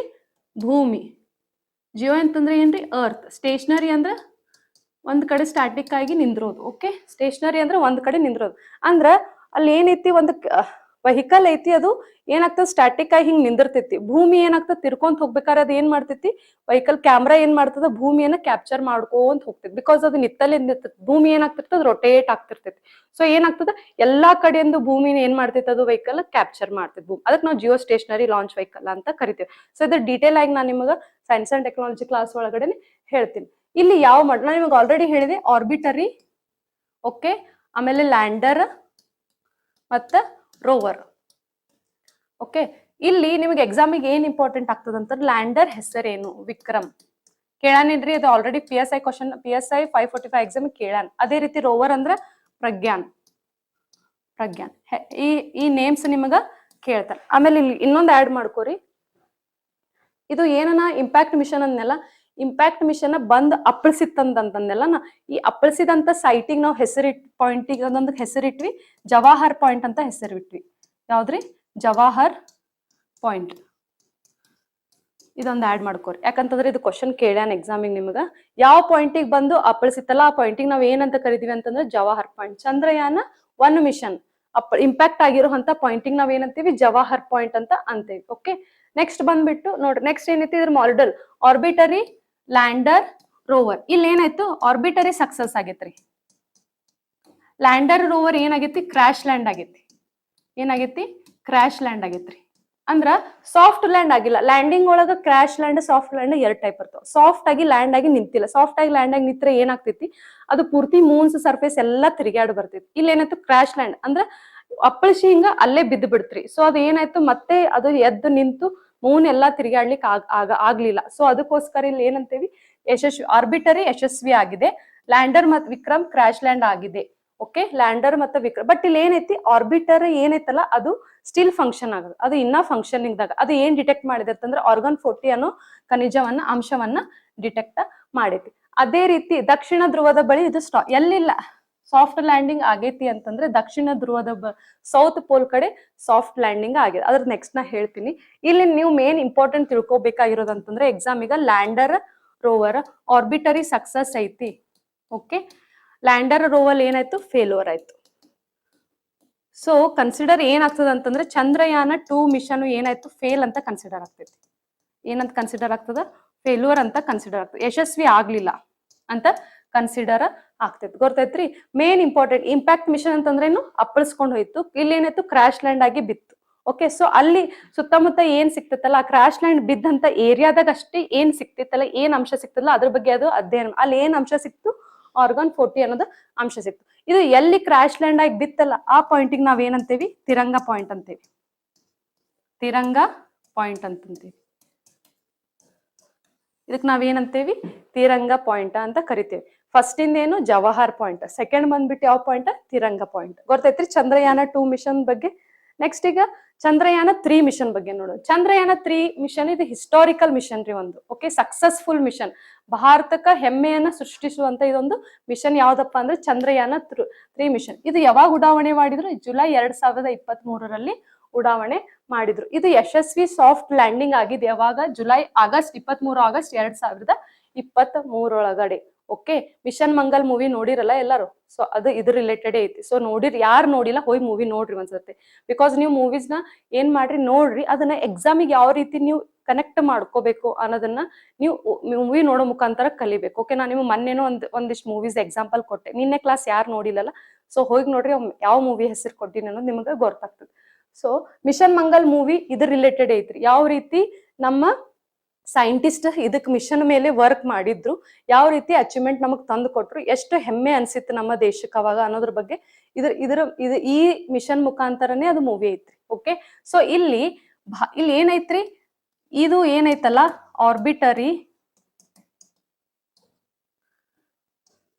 ರೋವರ್ ಇವ್ ಏನಾಯ್ತಲ್ಲ ಮತ್ತೆ ಲ್ಯಾಂಡರ್ ಸಕ್ಸಸ್ಫುಲಿ ಸಾಫ್ಟ್ ಲ್ಯಾಂಡ್ ಆಗ್ಯಾವ್ರಿ. ಸಕ್ಸಸ್ಫುಲಿ ಏನಾಗೈತ್ರಿ?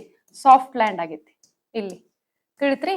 ಇವು ಮೂರು ಇವು ಲ್ಯಾಂಡರ್ ರೋವರ್ ಮತ್ತೆ ಲ್ಯಾಂಡರ್ ಏನೈತಲ್ರಿ ಇಲ್ಲಿ ಸಕ್ಸಸ್ಫುಲಿ ಇನ್ನು ಮೂನಿನ ಸರ್ಫೇಸ್ ಮೇಲೆ, ಇನ್ನು ಚಂದ್ರನ ಮೇಲ್ಮೆಯಲ್ಲಿ ಸಕ್ಸಸ್ಫುಲ್ ಆಗಿ ಸಾಫ್ಟ್ ಲ್ಯಾಂಡ್ ಆಗಿದೆ. ಮೃದುವಾಗಿ ಹಿಡಿದಂತ ದೇಶ ಯಾವ್ದು ಅಂತಂದ್ರೆ ನಮ್ಮ ಭಾರತ. ಸೊ ಇದು ಎಷ್ಟನೇ ದೇಶ ಅಂತಂದ್ರೆ 4ನೇ ದೇಶ. ಮೃದುವಾಗಿ ಇಳಿದಂತ ಎಷ್ಟನೇ ದೇಶ ಅಂತಂದ್ರೆ 4ನೇ ದೇಶ. India is a 4th country to become successfully landed on surface of the moon.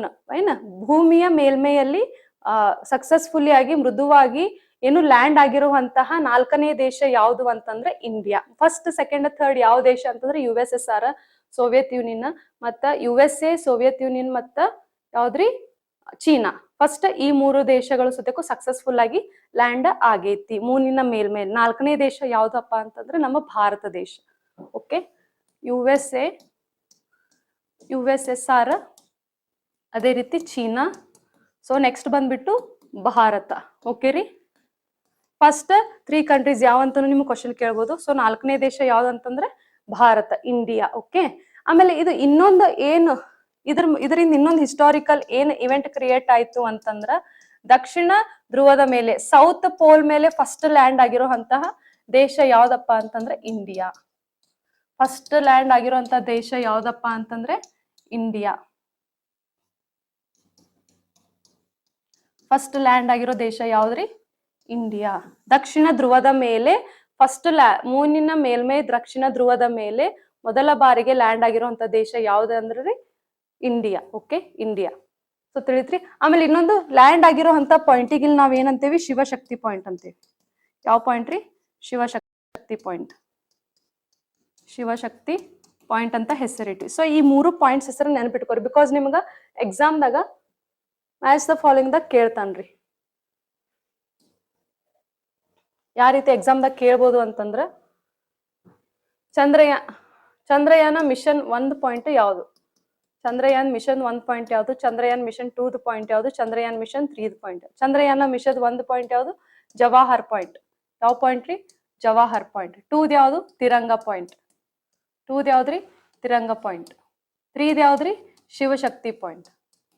Shivashakti point. So ಇದು ನಿಮಗ ಮ್ಯಾಚ್ ದ ಫಾಲೋಯಿಂಗ್ ಅಥವಾ ಚೂಸ್ ದ ಕರೆಕ್ಟ್ ಪೇರ್ ಈ ರೀತಿ ನಿಮಗ ಕ್ವಶನ್ ಕೇಳ್ಬೋದಲ್ಲ. ಆಲ್ರೆಡಿ ಕೇಳಾನ್ ಇದು ಕ್ವಶನ್ ಸುತ್ತಕ್ಕೂ. ಓಕೆ, ಶಿವಶಕ್ತಿ ಬಿಂದು ಅಂತ ಹೇಳ್ತೇವೆ. ಇದಿಷ್ಟು ನೀವು ನೆನಪಿಟ್ಕೋರಿ. ಆಮೇಲೆ ಇನ್ನೊಂದ್ ಏನ್ ನಿಮ್ಗೆ ಎಕ್ಸಾಮಿಗೆ ಅಂತಂದ್ರೆ ನಾ ಬರೀ ಇಂಡಿಯಾ ಕನ್ಸರ್ನ್ ಅಷ್ಟೇ ಹೇಳಿದೆ.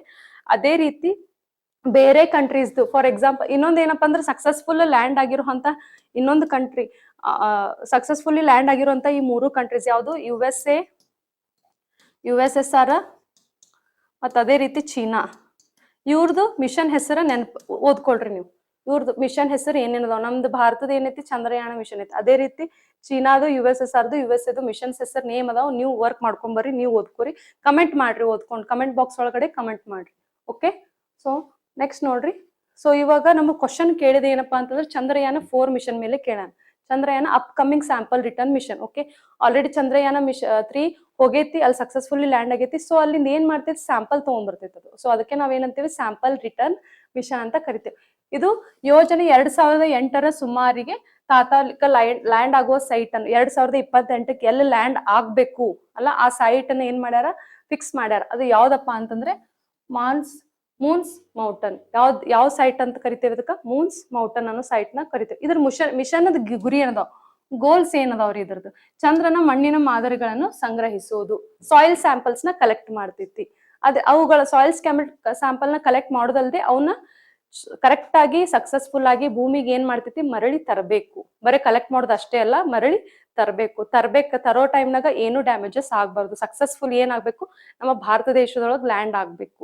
ಸೊ ಅದು ಮೇನ್ ಇಂಪಾರ್ಟೆಂಟ್ ಆಗಿ ಗುರಿ ಐತಿ. ಇಲ್ಲಿವರೆಗೂ USSR ಚೀನಾ ಮಾತ್ರ ಮಾದರಿ ರಿಟರ್ನ್ ಅನ್ನು ಸಾಧಿಸಿದೆ. USSR ಚೀನಾ ಮಾದರಿ ರಿಟರ್ನ್ ಮಿಷನ್ ಅನ್ನು ಸಕ್ಸಸ್ಫುಲ್ ಆಗಿ ಅಚೀವ್ ಮಾಡೈತಿ. ಈಗ ನೆಕ್ಸ್ಟ್ ಇದು ನಮ್ ಕಂಟ್ರಿ ಏನಾದ್ರು ಅಚೀವ್ ಮಾಡ್ತಂತಂದ್ರ ಇದು 4th ಕಂಟ್ರಿ ಆಗ್ತದೆ. India will become a 4th country. Okay, India will become a 4th country ಆಗ್ತೈತಿ. ಗೊತ್ತೈತ್ರಿ? ಸೊ ಈ ರೀತಿಯಾಗಿ ನೀವು ಸೈನ್ಸ್ ಅಂಡ್ ಟೆಕ್ನಾಲಜಿ ರಿಲೇಟೆಡ್ ಏನೇ ಕ್ವಶನ್ಸ್ ಬರ್ಲಿ ನೀಟಾಗಿ ಲಿಂಕ್ ಮಾಡ್ಕೊಂತ ಓದ್ಕೊಂತ ಹೋಗ್ರಿ. ಅದೇ ರೀತಿ ಇಂಡಿಯಾ ಕನ್ಸರ್ನ್ ಏನು? ಇಂಟರ್ನ್ಯಾಷನಲ್ ನಿಮ್ಗೆ ಕನ್ಸರ್ನ್ ಹೇಳಿದೆ ನಾನು. Okay, USSR China. ಓಕೆ, ಚೀನಾದು ಚಾಂಗೆ ಮಿಷನ್. ಓಕೆ, ಚೀನಾದು ಚಾಂಗೇಸ್ ಮಿಷನ್. ಇವೆರಡ್ರದ್ದು ನೀವು ಓದ್ಕೊಂಡ್ ಬರ್ರಿ. USA ಮತ್ತೆ USSRದು ಏನೈತಿ ಕಮೆಂಟ್ ಬಾಕ್ಸ್ ನ ಕಮೆಂಟ್ ಮಾಡ್ರಿ. ಓಕೆ, ಕಮೆಂಟ್ ಬಾಕ್ಸ್ ಒಳಗಡೆ ಕಮೆಂಟ್ ಮಾಡ್ರಿ. ತಿಳಿತ್ರಿ? ಇದು ಏನಿಲ್ರಿ, ಈಸಿ ಐತಿ. ಜಸ್ಟ್ ನೀವು ಏನ್ ಮಾಡ್ರಿ? ಕರೆಂಟ್ ಅಫೇರ್ಸ್ ನ ಲಿಂಕ್ ಮಾಡಿ ಓದ್ಕೋರಿ, ಸಬ್ಜೆಕ್ಟ್ ಲಿಂಕ್ ಮಾಡೋದ್ರಿ. ಅಂದ್ರೆ ನಿಮ್ಗೆ ಕರೆಂಟ್ ಅಫೇರ್ಸ್ ಈಸಿಯಾಗಿ ಕ್ಯಾಚ್ ಆಗ್ತೈತಿ. ಆಮೇಲೆ ಎಕ್ಸಾಮ್ನಾಗ ಯಾಕ ಈ ಕರೆಂಟ್ ಅಫೇರ್ಸ್ ಬಂದ್ರೆ ಈ ಕ್ವಶನ್ ಯಾಕೆ ಕೇಳ್ಯಾನ ಅನ್ನೋದು ನಿಮ್ಗೆ ಈಸಿಯಾಗಿ ಐಡಿಯಾ ಸಿಗ್ತದೆ. ನೀವು ನೆಕ್ಸ್ಟ್ ಕ್ವಶನ್ಸ್ ಏನ್ ಮಾಡ್ಬೋದು? ಪ್ರೆಡಿಕ್ಟ್ ಮಾಡ್ಬೋದು. Okay, so next question move ಆಗೋಣ್ರಿ. ನೆಕ್ಸ್ಟ್ ಕ್ವಶನ್ ನೋಡ್ರಿ. According to a recent written reply in the Rajya Sabha, what is the total renewable energy capacity achieved by India? ರಾಜ್ಯಸಭೆಯಲ್ಲಿ ಇತ್ತೀಚಿನ ಲಿಖಿತ ಉತ್ತರದ ಪ್ರಕಾರ ಭಾರತ ಸಾಧಿಸಿರುವ ಒಟ್ಟು ನವೀಕರಿಸಬಹುದಾದ ವಿದ್ಯುತ್ ಸಾಮರ್ಥ್ಯ ಎಷ್ಟು? ಇದನ್ನು ಏನಾಗ್ತದ್ರಿ? SDG ಗೋಲ್ಸ್ ಟಾರ್ಗೆಟ್ ರಿಲೇಟೆಡ್ ಐತ್ರಿ. ಇದನ್ನು ಕ್ವಶನ್ ಏನ್ SDG ಗೋಲ್ಸ್ ಟಾರ್ಗೆಟ್ ರಿಲೇಟೆಡ್ ಐತಿ. ಓಕೆ, ನವೀಕರಿಸಬಹುದಾದ ಇಂಧನದ ಟಾರ್ಗೆಟ್ ಎಷ್ಟಿತ್ತು, ಆಮೇಲೆ ಅದು ಎಷ್ಟು ರಿಲಿವೇಜನ್ ಅಚೀವ್ ಮಾಡೈತಿ ಈ ಸತಿ ಇಂಡಿಯಾ ಅಂತಂದ್ರೆ 272 ಗಿಗಾವ್ಯಾಟ್. ಎಷ್ಟು ಅಚೀವ್ ಮಾಡಿತ್ರಿ? 272 ಗಿಗಾವ್ಯಾಟ್ ಅಚೀವ್ ಮಾಡಿದ್ವಿ. ಫಸ್ಟ್ ನಾವು ಸ್ವಲ್ಪ ಬೇಸಿಕ್ ಹೋಗೋಣ್ರಿ. ಲೈಕ್ ರಿನ್ಯೂವೇಬಲ್ ಎನರ್ಜಿ ಅಂದ್ರೆ ಏನು, ನಾನ್ ರಿನ್ಯೂವೇಬಲ್ ಎನರ್ಜಿ ಅಂತಂದ್ರೆ ಏನು, ಅದ್ರ ಬಗ್ಗೆ ಬೇಸಿಕ್ ಹೋಗೋಣ. ಆಮೇಲೆ ಅವು ಹೆಂಗ್ SDG ಕನೆಕ್ಟ್ ಆಗ್ತೈತಿ, ಯಾಕೆ ರಿನ್ಯೂವೇಬಲ್ ಎನರ್ಜಿ ಸೋರ್ಸ್ ಇಂಪಾರ್ಟೆಂಟ್ ಐತಿ. ಸೊ ನಿಮ್ಗೆ ಡೀಟೇಲ್ಸ್ ಆಗಿ ಗ್ಲಿಮ್ಸ್ ಕೊಟ್ಟು ಆಲ್ರೆಡಿ ನೀವು ಸೈನ್ಸ್ ಬೇಸಿಕ್ EVS ನ ಬೇಸಿಕ್ ಓದ್ಕೊಂಡಿರಿ. ರಿನ್ಯೂವೇಬಲ್ ಎನರ್ಜಿ ನವೀಕರಿಸಬಹುದಾದ ಇಂಧನ ಅಂತಂದ್ರೆ ವಿದ್ಯುತ್ ಅಂದ್ರೆ ಏನ್ರಿ ಅಂದ್ರೆ ಪ್ರಕೃತಿಯಿಂದ ನಿರಂತರವಾಗಿ ನಮಗ ದೊರೀತಿರ್ತೈತಿ. ಓಕೆ, ರಿನ್ಯೂವೇಬಲ್ ಎನರ್ಜಿ ಅಂದ್ರೆ ನಮಗ್ ದೊರೀತಿರ್ತೈತಿ, ಅದು ಖಾಲಿ ಆಗಂಗಿಲ್ಲ, ಅದು ಪ್ರಕೃತಿಯಿಂದ ನಮಗ್ ನಿರಂತರ, ಮತ್ತೆ ನಾವು ಅದನ್ನ ಮರಳಿ ಏನ್ ಮಾಡ್ಬೋದು, ಉತ್ಪಾದನೆಯನ್ನ ಮಾಡ್ಬೋದು. Example solar energy, wind energy, hydro power, ಜೈವ ಶಕ್ತಿ ಮತ್ತು ಉಬ್ಬರವಳಿಕ ಮತ್ತು ಸಾಗರ ಶಕ್ತಿ. Wind energy, solar energy, hydro power, biomass ಮತ್ತ ಟೈಡಲ್ ಅಂಡ್ ಓಷಿಯನ್ ಎನರ್ಜಿ. ಇವು 5 ಎನರ್ಜಿ ಯಾವ ಎನರ್ಜೀಸ್ ಆಗ್ತದ ಅಂತಂದ್ರ ರಿನ್ಯೂವೇಬಲ್ ಸೋರ್ಸ್ ಆಫ್ ಎನರ್ಜಿ ಆಗ್ತೈತಿ. ಯಾವ ಎನರ್ಜಿ ರೀ? Renewable source of energies. ಇವನ್ ಎದಕ್ ಯೂಸ್ ಮಾಡ್ತೇವಿ ಅಂತಂತಂದ್ರ ವಿದ್ಯುತ್ ಉತ್ಪಾದನೆಗ ಮತ್ತು ತಾಪಮಾನ ಮತ್ತು ಇಂಧನಕ್ಕಾಗಿ ಬಳಸ್ತೇವೆ ನಾವು. ಎಲ್ಲೆಲ್ಲಿ ಎಲೆಕ್ಟ್ರಿಸಿಟಿ ಜನರೇಷನ್, ಹೀಟಿಂಗ್ ಮತ್ತು ಫ್ಯೂಯಲ್ಸ್ ನಾವ್ ಏನ್ ಮಾಡ್ತೀವಿ, ರಿನ್ಯೂವೇಬಲ್ ಎನರ್ಜಿನ ನಾವು ಯೂಸ್ ಮಾಡ್ಕೊಂತೇವೆ. ಇದು ಸೀಮಿತ ಪೂರೈಕೆಗಳಲ್ಲಿ ಲಭ್ಯವಿದೆ ಮತ್ತು ಒಮ್ಮೆ ಬಳಸಿದ ನಂತರ ಅವುಗಳನ್ನು ಸುಲಭವಾಗಿ ಬದಲಾಯಿಸಲಾಗುವುದಿಲ್ಲ. ಓಕೆ, ಸೊ ನೆಕ್ಸ್ಟ್ ಬಂದ್ಬಿಟ್ಟು ನಾನ್ ರಿನ್ಯೂವೇಬಲ್, ಸಾರಿ ಇದು ನೋಡ್ರಿ ನಾನ್ ರಿನ್ಯೂವೇಬಲ್ ಸೋರ್ಸ್ ಆಫ್ ಎನರ್ಜಿ ಬಗ್ಗೆ ಐತಿ.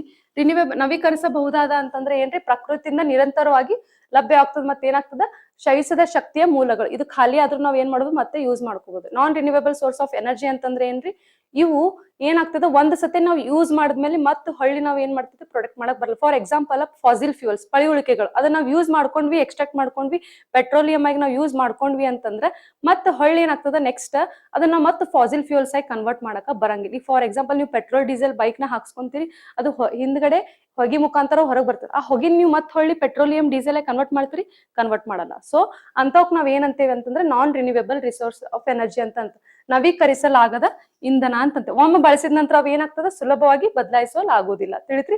Renewable energy, non renewable energy, ಇವೆರಡು ನಿಮಗೆ ಎಕ್ಸಾಮ್ ಬೇಸಿಕ್ ಕಾನ್ಸೆಪ್ಟ್ ಗೊತ್ತಿರ್ಬೇಕು. ಓಕೆ, ನೆಕ್ಸ್ಟ್ ನೋಡ್ರಿ, ಇಂಡಿಯಾ ಇಂಟರ್ನ್ಯಾಷನಲ್ ಸೋಲಾರ್ ಅಲೈನ್ಸ್ ಏನೈತಿ, ಮೆಂಬರ್ ಐತಿ. ಅಂತಾರಾಷ್ಟ್ರೀಯ ಸೌರ ಒಕ್ಕೂಟದ ಏನೈತಿ, ಮೆಂಬರ್ ಐತಿ. ಓಕೆ, ಇದು 2015ರಲ್ಲಿ ಪ್ರಾರಂಭಿಸಲಾಗಿತ್ತು. ಯಾಕ ಸೋಲಾರ್ ಅಲೈನ್ಸ್ ಬಗ್ಗೆ ನಾನು ನಿಮಗೆ ಹೇಳಾಕತ್ತೀನಿ ಅಂತಂದ್ರ, ಸೋಲಾರ್ ಎನರ್ಜಿ ಎದ್ರಾಗ ಬರ್ತದ ಅಂತ ಹೇಳಿದ್ರಿ, ರಿನ್ಯೂವೇಬಲ್ ಸೋರ್ಸ್ ಆಫ್ ಎನರ್ಜಿ ಅಂತ ಬರ್ತೈತಿ. ಅದ್ರೊಳಗೆ ಬರ್ತದೆ, ರಿನ್ಯೂವೇಬಲ್ ಸೋರ್ಸ್ ಆಫ್ ಎನರ್ಜಿ ಒಳಗಡೆ ಬರ್ತೈತಿ. ಸೊ ಈ ಸೋಲಾರ್ ಎನರ್ಜಿ ಇಟ್ಕೊಂಡೆ ನಾವ್ ಏನ್ ಮಾಡ್ತೇವಿ, ಇಂಡಿಯಾ ಏನಾಗ್ತದ, ಇಂಡಿಯಾ 272 ಗಿಗಾವ್ಯಾಟ್ ಪ್ರೊಡ್ಯೂಸ್ ಮಾಡೈತಿ. ಓಕೆ, ಇದು ಇದು ಜಂಟಿಯಾಗಿ ಇದು 2015ರಲ್ಲಿ ಪ್ರಾರಂಭಿಸಲಾಗಿತ್ತು. ಮತ್ತೆ ಇದು ಜಂಟಿಯಾಗಿ ಯಾರೇ ಘೋಷಣೆ ಮಾಡಿದ್ರು ಅಂತಂದ್ರ ನರೇಂದ್ರ ಮೋದಿ ಅವರು ಮತ್ತ ಫ್ರಾಂಕೋಯಿಸ್ ಹೋಲ್ಯಾಂಡ್ ಅವರು ಘೋಷಣೆ ಮಾಡಿದ್ರು. ಯಾವಾಗ ಅಂತಂದ್ರೆ ವಿಶ್ವಸಂಸ್ಥೆಯ ಹವಾಮಾನ ಬದಲಾವಣಾ ಸಮ್ಮೇಳನ ಸಂದರ್ಭದಲ್ಲಿ ಇದನ್ನ ಏನ್ ಮಾಡಿದ್ರು, ಘೋಷಣೆ ಮಾಡಿದ್ರು. ಓಕೆ, ಇದರ ಪ್ರಧಾನ ಕಚೇರಿ ಎಲ್ಲೈತ್ರಿ, international solar alliance Gurugram, Haryana. ಭಾರತದಲ್ಲಿ ಹರಿಯಾಣದಲ್ಲಿ ಗುರುಗ್ರಾಮ್ ಅನ್ನೋ ನಗರದಲ್ಲಿ ಇದೇನು ಇಂಟರ್ನ್ಯಾಷನಲ್ ಸೋಲಾರ್ ಅಲೈನ್ಸ್ ಕೇಂದ್ರ ಕಚೇರಿ ಐತ್ರಿ. ಓಕೆ, ಇದು ISA ಇಂಟರ್ನ್ಯಾಷನಲ್ ಸೋಲಾರ್ 2017ರ ಒಪ್ಪಂದದ ಆಧಾರಿತ ಮೇಲೆ ಸಂಸ್ಥೆ ಆಯಿತು. ಓಕೆ, ಇದರದ ನಿವ್ವಳ ಶೂನ್ಯ ಗುರಿ ನೆಟ್ ಝೀರೋ ಟಾರ್ಗೆಟ್ 2070ಕ್ಕ ಬದ್ಧತೆ 2070 ಅನ್ನೋಷ್ಟ್ರೊಳಗ ನಿವ್ವಳ ನೆಟ್ ಝೀರೋ ಟಾರ್ಗೆಟ್ ಅನ್ನ ಇದನ್ನ ರೀಚ್ ಮಾಡ್ಬೇಕು ಅನ್ನೋದು ಗುರಿ ಆಗೈತಿ. ನೋಡ್ರಿ, 2030ರ ವೇಳೆಗೆ 500 ಗಿಗಾವ್ಯಾಟ್ ಪಳಿಯುಳಿಕೆ ಎಲ್ಲದೆ ಅಂತ ಅಂದ್ರೆ 2030ರೊಳಗಡೆ 500 ಗಿಗಾವ್ಯಾಟ್ ಅನ್ನ ನಾವ್ ಏನ್ ಮಾಡ್ಬೇಕು, ಪ್ರೊಡ್ಯೂಸ್ ಮಾಡ್ಬೇಕು. ಸೊ ನಾವ್ ಎವ್ರಿ ಇಯರ್ ನಾವು ರಾಜ್ಯಸಭೆ ಒಳಗ ಏನ್ ಡಿಸ್ಕಷನ್ ಮಾಡ್ತೀವಿ ಅಂತಂದ್ರೆ, ಈ ಇಯರ್ ನಾವ್ ಎಷ್ಟು ಜನರೇಟ್ ಮಾಡಿದ್ವಿ. ಸೊ ಈ ಇಯರ್ ನಾವ್ ಎಷ್ಟು ಜನರೇಟ್ ಮಾಡಿದ್ವಿ, 272 ಗಿಗಾವ್ಯಾಟ್. ಅಂದ್ರೆ 2026ರಾಗ ನಾವು ಎಷ್ಟು ಜನರೇಟ್ ಮಾಡಿದ್ವಿ, 2272 ಗಿಗಾವ್ಯಾಟ್. ಅದೇ ರೀತಿ ನಾವು 2030ರೊಳಗ ಅಂದ್ರೆ ಇನ್ನ 4 ವರ್ಷದೊಳಗೆ ನಾವ್ ಎಷ್ಟು ಜನರೇಟ್ ಮಾಡ್ಬೇಕು, 500 ಗಿಗಾವ್ಯಾಟ್ ನ ನಾವು ಜನರೇಟ್ ಮಾಡ್ಬೇಕು ಅಂತ ಹೇಳಿತ್ತು. ಓಕೆ, ಇದ್ರದ್ದು ಸ್ವಲ್ಪ SDG ಗೋಲ್ಸ್ ರಿಲೇಟೆಡ್ ನಾನು ನಿಮಗೆ ಹೇಳ್ತೀನಿ. SDG ಗೋಲ್ಸ್ ಆಲ್ರೆಡಿ ಹೇಳಿದೆ ನಿಮ್ಗೆ. ಟಾರ್ಗೆಟ್ಸ್ ಏನೇ ಇರಲಿ, SDG ಗೋಲ್ಸ್ ಮುಖಾಂತರ ನಾವ್ ಏನ್ ಮಾಡ್ತೇವೆ, ಮಿಷನ್ಸ್ ಅನ್ನ ಲಾಂಚ್ ಮಾಡ್ತೇವೆ. ಸೊ ಇದಕ್ಕೆ ಯಾವ್ಯಾವ SDG ಗೋಲ್ಸ್ ರಿಲೇಟ್ ಆಗ್ತದ ಅಂತ ಹೇಳಿ, SDG 7, SDG 13, SDG 9 ಮತ್ತೆ SDG 17. ಈ 4 SDG ಗೋಲ್ಸ್ ನ ಸ್ವಲ್ಪ ನೆನಪಲ್ಲಿ ಇಟ್ಕೊಳ್ರಿ. ಆಮೇಲೆ ರಿಲೇಟ್ ಮಾಡ್ಕೊಂಡು ಸ್ವಲ್ಪ ಡೀಟೇಲ್ ಆಗಿ ಇದ್ರ ಅಂಡರ್ ನಾವ್ ಏನೇನ್ ಸ್ಕೀಮ್ಸ್ ತಂದೇವಿ, ಗೌರ್ಮೆಂಟ್ ಸ್ಕೀಮ್ಸ್ ಏನೇನ್ ತಂದೇವಿ ಅದು ನೀವು ಸ್ವಲ್ಪ ವರ್ಕ್ ಮಾಡ್ರಿ. ಸೀರೀಸ್ ಕ್ಲಾಸ್ ಮಾಡಿದಾಗ ನಾನು ನಿಮ್ಗೆ ಡೀಟೇಲ್ ಆಗಿ ನಾ ಹೇಳ್ತೇನೆ. ಓಕೆ, ಬಟ್ ನಿಮಗೆ ಈ ಸದ್ನ ಏನ್ ಕೊಡಕತ್ತೀನಿ, ಏರಿಯಾಸ್ ಕೊಡ್ಲಿಕ್ಕತ್ತೀನಿ. ಸೊ ಏರಿಯಾಸ್ ನ ಕರೆಕ್ಟ್ ಆಗಿ ಫಾಲೋ ಮಾಡ್ಕೊಂತ ಹೋಗ್ರಿ. SDG 7 ಏನ್ ಹೇಳ್ತೈತ್ರಿ? ಕೈಗೆಟುಕುವ ಮತ್ತು ಶುದ್ಧ ಇಂಧನ. Okay, affordable and clean energy. SDG 7 ಏನ್ ಹೇಳ್ತೈತಿ? ಅಫೋರ್ಡೆಬಲ್ ಅಂಡ್ ಕ್ಲೀನ್ ಎನರ್ಜಿ ಅಂದ್ರೆ ಕ್ಲೀನ್ ಎನರ್ಜಿ, ಶುದ್ಧ ಇಂಧನ ಎಲ್ಲರಿಗೂ ಸಿಗಬೇಕು. ಓಕೆ, ಎಲ್ಲರಿಗೂ ಶುದ್ಧ ಇಂಧನ ಸಿಗಬೇಕು ಅನ್ನೋದು ಇದರ ಮುಖ್ಯ ಉದ್ದೇಶ ಆಗೈತಿ. ಯಾವಾಗ? 2030 ಅನ್ನೋಷ್ಟ್ರೊಳಗೆ, 2030 ಓಕೆ. ನೆಕ್ಸ್ಟ್ SDG 13 ಏನ್ ಹೇಳ್ತೈತಿ? ಕ್ಲೈಮೇಟ್ ಆಕ್ಷನ್ ಬಗ್ಗೆ, ಹವಾಮಾನ ಬಗ್ಗೆ ಹೇಳ್ತೈತಿ. ಇದು ಏನ್ ಮಾಡ್ಬೇಕು ಅಂತಂದ್ರೆ ಕಾರ್ಬನ್ ಎಮಿಷನ್ ಕಡಿಮೆ ಮಾಡ್ಬೇಕು. ಕಾರ್ಬನ್ ಎಮಿಷನ್ ಕಡಿಮೆ ಮಾಡ್ಬೇಕು ಅನ್ನೋದು ಇದರ ಮುಖ್ಯ ಉದ್ದೇಶ ಆಗೈತಿ. ಅದೇ ರೀತಿ SDG 9 ಏನ್ ಹೇಳ್ತೈತ್ರಿ? ಇಂಡಸ್ಟ್ರಿ, ಇನೋವೇಷನ್ ಮತ್ತೆ ಇನ್ಫ್ರಾಸ್ಟ್ರಕ್ಚರ್ ಬಗ್ಗೆ ಹೇಳ್ತಾರೆ. ಡೆವಲಪ್ಮೆಂಟ್ ನಮ್ಮ ಇಂಡಿಯಾದೊಳಗೆ ಡೆವಲಪ್ಮೆಂಟ್ ಆಗೋದೇ ನಾವ್ ಎಲ್ಲಿ ಅಂತಂದ್ರೆ ಇಂಡಸ್ಟ್ರೀಸ್, ಇನೋವೇಷನ್ ಮತ್ತೆ ಇನ್ಫ್ರಾಸ್ಟ್ರಕ್ಚರ್, ಇವೇ ಮೂಲ ನಮಗ ಆಧಾರ ಡೆವಲಪ್ ಆಗ್ಲಿಕ್ಕೆ. ಓಕೆ, ಸೊ ಕೈಗಾರಿಕೆ, ನಾವೀನ್ಯತೆ ಮತ್ತು ಮೂಲ ಸೌಕರ್ಯ. ಓಕೆ, ಮೂಲ ಸೌಕರ್ಯ ಅಂದ್ರೆ ನಾವು ಏನ್ ಮಾಡ್ಬೇಕು? ಇನ್ವೆಸ್ಟ್ಮೆಂಟ್ ಮಾಡ್ಬೇಕು. ಸೋಲಾರ್ ಎನರ್ಜಿ ಮೇಲೆ ನಾವು ಇನ್ವೆಸ್ಟ್ ಮಾಡ್ಬೇಕು. ಅದಕ್ಕೆ ನಾವು ಒಂದಿಷ್ಟು ಪ್ರಾಜೆಕ್ಟ್ ತಗೊಂಡ್ ಬಂದ್ವಿ. ಯಾವ್ದು ಪ್ರಾಜೆಕ್ಟ್ ಅಂತಂದ್ರೆ one sun one world one grid project ಅನ್ನೋದನ್ನ ತಗೊಂಡ್ ಬಂದ್ವಿ. One sun one world one grid ಅನ್ನೋ ಪ್ರಾಜೆಕ್ಟ್ ನ ಈ ಪ್ರಾಜೆಕ್ಟ್ ಬಗ್ಗೆ ನಾನು ನಿಮಗೆ ಸೀರೀಸ್ ಕ್ಲಾಸ್ ನ ಡೀಟೇಲ್ ಆಗಿ ಹೇಳ್ತೀನಿ. ಸೊ ನೆಕ್ಸ್ಟ್ ಬಂದ್ಬಿಟ್ಟು SDG 17 ಏನ್ ಹೇಳ್ತಿ? ಜಾಗತಿಕ ಸಹಭಾಗಿತ್ವದ ಬಗ್ಗೆ ಹೇಳ್ತಿ. ಪಾರ್ಟ್ನರ್ಶಿಪ್ ಫಾರ್ ದ ಗೋಲ್ಸ್ ಬಗ್ಗೆ ಹೇಳೈತಿ. ನಾವು ಅಂದ್ರೆ ಗೋಲ್ಸ್ ನಾವು ಒಬ್ಬರಿಂದನೇ ಸಾಧ್ಯ ಮಾಡ್ಲಿಕ್ಕೆ ಆಗಂಗಿಲ್ರಿ. ಬಿಕಾಸ್ ಸನ್ ಅನ್ನೋದು ಬರೀ ನಮ್ ಇಂಡಿಯಾ ಕಂಟ್ರಿ ಅನ್ನೋದ್ರ ಮೇಲೆ ಅಷ್ಟೇ ಇಲ್ಲ, ಪೂರ್ತಿ ವರ್ಲ್ಡ್ ಸನ್ ಕನೆಕ್ಟೆಡ್ ಐತಿ. ಸೊ ಓಕೆ ರೀ, ಗೊತ್ತಾಯ್ತು ನಿಮಗ? ಸೊ SDG 7, SDG 13, SDG 9 ಮತ್ತೆ SDG 17 ಈ 4 ಇಂಪಾರ್ಟೆಂಟ್ ಆಗ್ತದೆ. ಸೊ ಇದೇ ರೀತಿ ನೀವು ಎಲ್ಲಾ SDG ಫಸ್ಟ್ ಲಿಸ್ಟ್ ಮಾಡ್ಕೋರಿ, ಅದ್ರ ಬಗ್ಗೆ ಡೀಟೇಲ್ ಆಗಿ ಓದ್ರಿ. ಆಮೇಲೆ ನೀವು ಪ್ರಾಜೆಕ್ಟ್ಸ್ ಓದ್ತಿರ್ಬೇಕಾದ್ರೆ ಯಾವ್ದು ಹೆಂಗ್ ಕನೆಕ್ಟ್ ಆಗ್ತದ ಅನ್ನೋದು ನಿಮ್ಗೆ ಐಡಿಯಾ ಸಿಗ್ತೈತಿ. Okay, next question move on ರೀ. ಸ್ವಲ್ಪ ಬ್ರೇಕ್ ತಗೊಂಡಿರಿ ನಾನು, ಥ್ಯಾಂಕ್ಸ್ ವೇಟ್ ಮಾಡಿದ್ದಕ್ಕ. Okay, so next question move ಆಗೋಣ. ನೆಕ್ಸ್ಟ್ ಕ್ವಶನ್ ಏನೈತ್ರಿ ನೋಡ್ರಿ, ನಾನು ನಿಮ್ಗೆ ಆಲ್ರೆಡಿ ನಿನ್ನೆ ಹೇಳಿದ್ದೆ ಓಂ ಬಿರ್ಲಾ ಅವ್ರ ಬಗ್ಗೆ ಸ್ವಲ್ಪ ಓದ್ಕೊಂಡ್ ಬರ್ರಿ ಅಂತ ಹೇಳಿ, ಅದ್ರ ಮೇಲೆ ನಿಮಗೆ ಇವತ್ತು ಡಿಸ್ಕಸ್ ಮಾಡ್ತೀನಿ ಅಂತ ಹೇಳಿದ್ದೆ. ಕ್ವಶನ್ ಏನೈತೆ ನೋಡ್ರಿ. Recently opposition parties filed a notice to remove Lok Sabha speaker Om Birla under which article of the constitution is the speaker removal permission applicable? ಇನ್ನು ಸ್ಪೀಕರ್ನ ವಜಾಗೊಳಿಸುವಂತಹ ಪ್ರೊವಿಷನ್ ಯಾವ ಆರ್ಟಿಕಲ್ ಅಂಡರ್ ನಾವು ಆದೇಶವನ್ನ ಹೊರಡಿಸ್ತೇವಿ ಅಂತ ಹೇಳಿ. ಯಾಕಂತಂದ್ರ ಅಪೋಸಿಷನ್ ಪಾರ್ಟೀಸ್ ಏನ್ ಮಾಡ್ಯಾರ? ಸ್ಪೀಕರ್ ಓಂ ಬಿರ್ಲಾ ಅವ್ರ ಮೇಲೆ ನೋಟಿಸ್ ಫೈಲ್ ಮಾಡ್ಯಾರ, ಅವ್ರನ್ನ ವಜಾಗೊಳಿಸ್ರಿ ಅಂತ ಹೇಳಿ. ಓಕೆ, ಸೊ ಇದನ್ನ ನಾವು ಯಾವ ಆರ್ಟಿಕಲ್ ಅಂಡರ್ ಫೈಲ್ ಮಾಡ್ತೇವಿ ಅಂತ ಕೇಳ್ಯಾರ. ಯಾವ ಆರ್ಟಿಕಲ್ ಅಂಡರ್ ರೀ?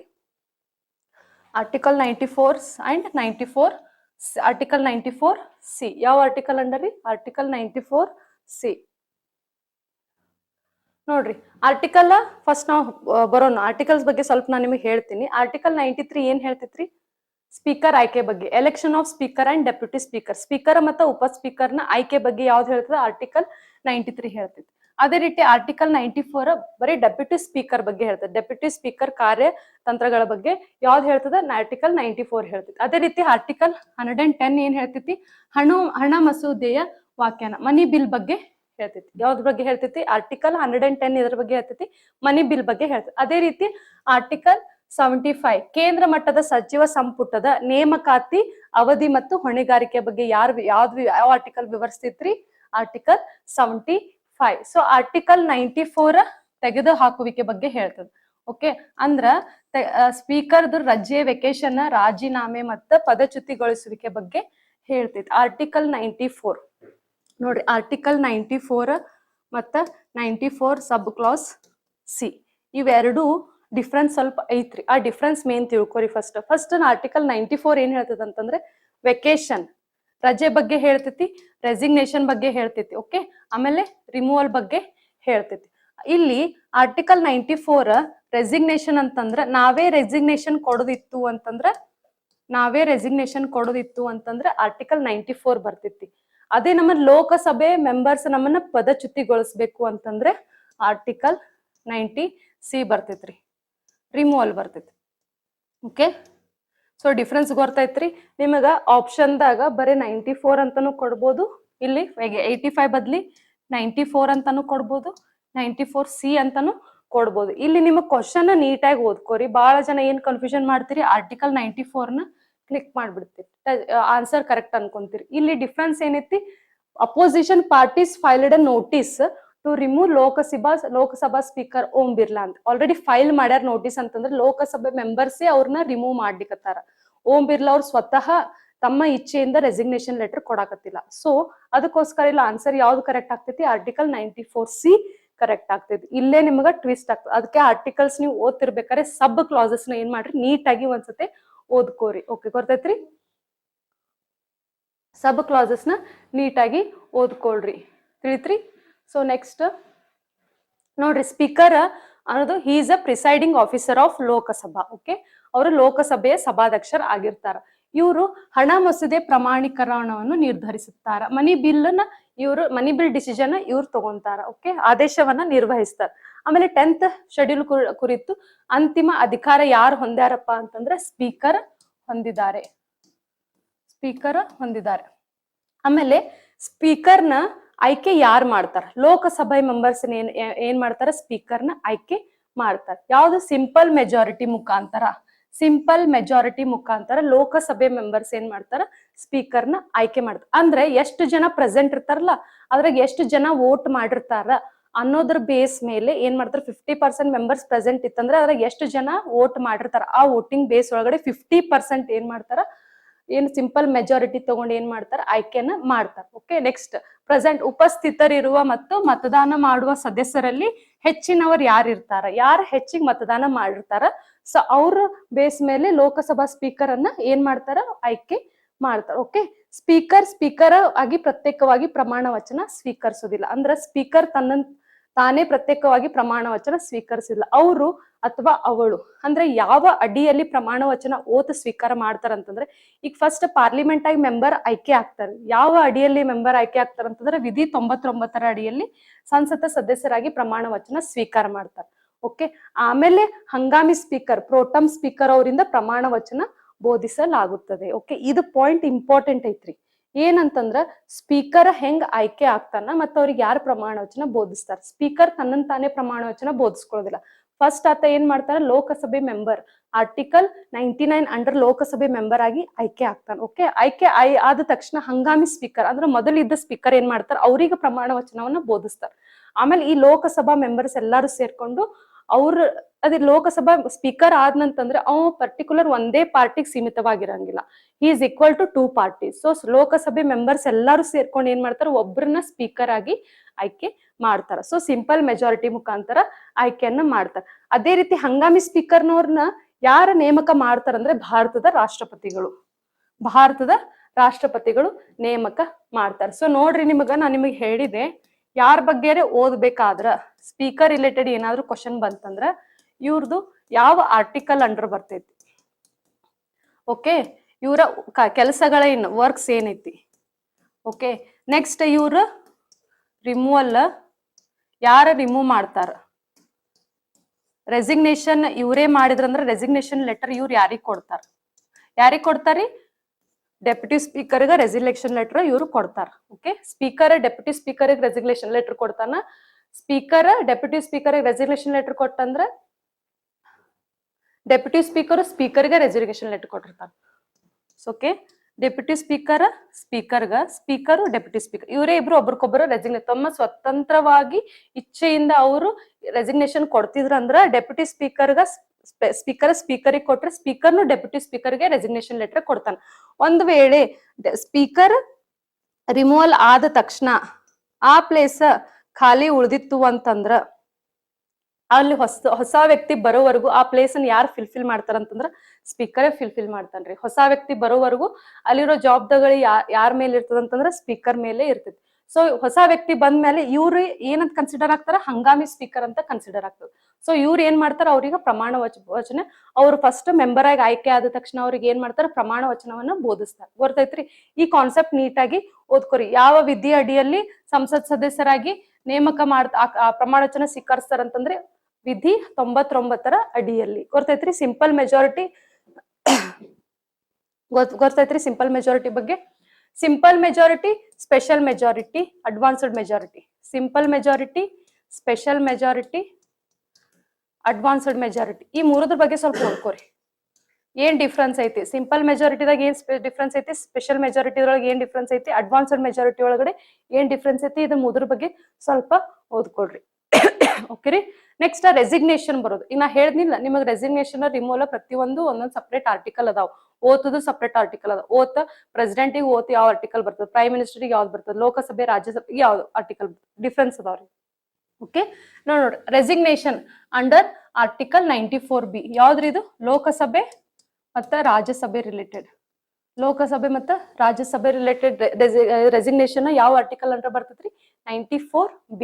94B ನೋಡ್ರಿ speaker resigns by writing to deputy speaker. Already ಹೇಳಿದೆ ಸ್ಪೀಕರ್ ಯಾರಿಗ್ ಲೆಟರ್ ಕೊಡ್ತಾನ ಡೆಪ್ಯೂಟಿ ಸ್ಪೀಕರಿಗೆ ಕೊಡ್ತಾನ. ಓಕೆ ಅದೇ ಡೆಪ್ಯೂಟಿ ಸ್ಪೀಕರ್ ಯಾರಿಗೆ ಕೊಡ್ತಾರ ಸ್ಪೀಕರಿಗೆ ಕೊಡ್ತಾರ. ಹೊಸ ಸ್ಪೀಕರ್ ಆಯ್ಕೆವಾಗುವವರು ಸ್ಪೀಕರ್ ಮುಂದುವರಿಯುತ್ತಾರೆ. ಅಂದ್ರೆ ಲೋಕಸಭೆ ವಿಸರ್ಜನೆ ಆದ ನಂತರ ಅಲ್ಲಿವರೆಗೂ ಹೊಸ ಸ್ಪೀಕರ್ ಬರೋವರೆಗೂ ಯಾರು ಮುಂದುವರಿತಾರ ಸ್ಪೀಕರೇ ಮುಂದುವರಿತಾರ.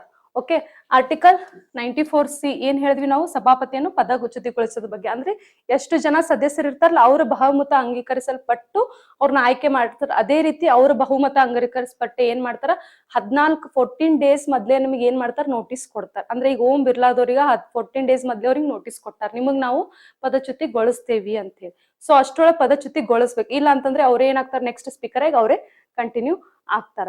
ಆಮೇಲೆ ಪದಚ್ಯುತಿಗೊಳಿಸುವ ಚರ್ಚೆಯ ಸಮಯದಲ್ಲಿ ಏನಾಗ್ತದ ಸ್ಪೀಕರ್ ಅಧ್ಯಕ್ಷತೆ ಸ್ಥಾನವನ್ನ ವಹಿಸೋದಿಲ್ಲ. ಓಕೆ ಡೆಪ್ಯೂಟಿ ಅವ್ರ ಬದ್ಲಿ ಯಾರು ವಹಿಸ್ತಾರ ಅಂತಂದ್ರೆ ಡೆಪ್ಯೂಟಿ ಸ್ಪೀಕರ್ ಅಧ್ಯಕ್ಷ ಸ್ಥಾನವನ್ನು ವಹಿಸ್ತಾರ. ನಿಮ್ಗೆ ಯಾಕೆ ಇಷ್ಟು ಡೀಟೇಲ್ ನಾಗ ನಾ ಹೇಳಾಕತ್ತೀನಿ ಅಂತಂದ್ರ ನಿಮಗೆ ಸ್ಟೇಟ್ಮೆಂಟ್ ವೈಸ್ ಕ್ವಶನ್ಸ್ ಕೇಳ್ತೇನೆ. ನಾನು ನಿಮಗೆ ಒಂದೊಂದು ಕರೆಂಟ್ ಅಫೇರ್ಸ್ ಇಷ್ಟು ಡೀಟೇಲ್ ಆಗಿ ಹೇಳ್ಕೊಂತ ಹೋಗ್ತೀನಿ. ನೆಕ್ಸ್ಟ್ ನಾಳೆಯಿಂದ ಕರೆಂಟ್ ಅಫೇರ್ಸ್ ಏನ್ ಮಾಡ್ತೇನೆ ನಿಮಗೆ ಇಷ್ಟು ಡೀಟೇಲ್ ಆಗಿ ಹೇಳೋದಿಲ್ಲ.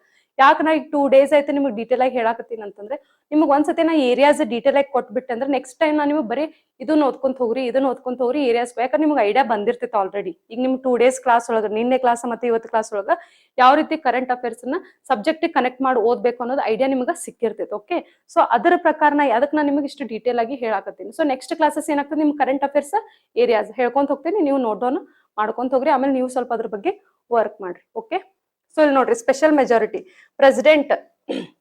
ಪ್ರೆಸಿಡೆಂಟ್ ಏನು ಸ್ಪೆಷಲ್ ಮೆಜಾರಿಟಿ ಮುಖಾಂತರ ಆಯ್ಕೆ ಆಗ್ತಾನೆ. ಓಕೆ ಆರ್ಟಿಕಲ್ 61 ಅಡಿಯಲ್ಲಿ ಸ್ಪೆಷಲ್ ಮೆಜಾರಿಟಿ ಮುಖಾಂತರ ಆಯ್ಕೆ ಆಗ್ತಾರೆ. ಅಂದ್ರೆ ಏನು 2/3 of members present and voting. Okay 2/3 of members present and voting. ಅದೇ ರೀತಿ ಅಡ್ವಾನ್ಸ್ಡ್ ಮೆಜಾರಿಟಿ ಬಗ್ಗೆ ಕಮೆಂಟ್ ಬಾಕ್ಸ್ ಒಳಗಡೆ ಕಮೆಂಟ್ ಮಾಡಿ. ನೆಕ್ಸ್ಟ್ ಕ್ವಶನ್ ನೋಡ್ರಿ. ನೆಕ್ಸ್ಟ್ ಕ್ವಶನ್ ನೋಡ್ರಿ ಒಲಿಂಪಿಕ್ಸ್ ಬಗ್ಗೆ ಐತಿ. ಇದು ಲಾಸ್ಟ್ ಕ್ವಶನ್ ಐತಿ. ಓಕೆ ಒಲಿಂಪಿಕ್ಸ್ ಬಗ್ಗೆ ಒಂದ್ ಸ್ವಲ್ಪ ಡಿಸ್ಕಷನ್ ಮಾಡೋ. ನಿಮ್ಗೆ ಒಲಿಂಪಿಕ್ಸ್ ಸ್ವಲ್ಪ ಡೀಟೇಲ್ ಆಗಿ ನಿಮ್ಗೆ ಹಿಂಟ್ ಕೊಡ್ಕೊಂತ ಹೋಗ್ತೀನಿ. ಓಕೆ ನೆಕ್ಸ್ಟ್ ಕ್ವಶನ್ ನೋಡ್ರಿ. IOC elected whom as it's first female member from Iran.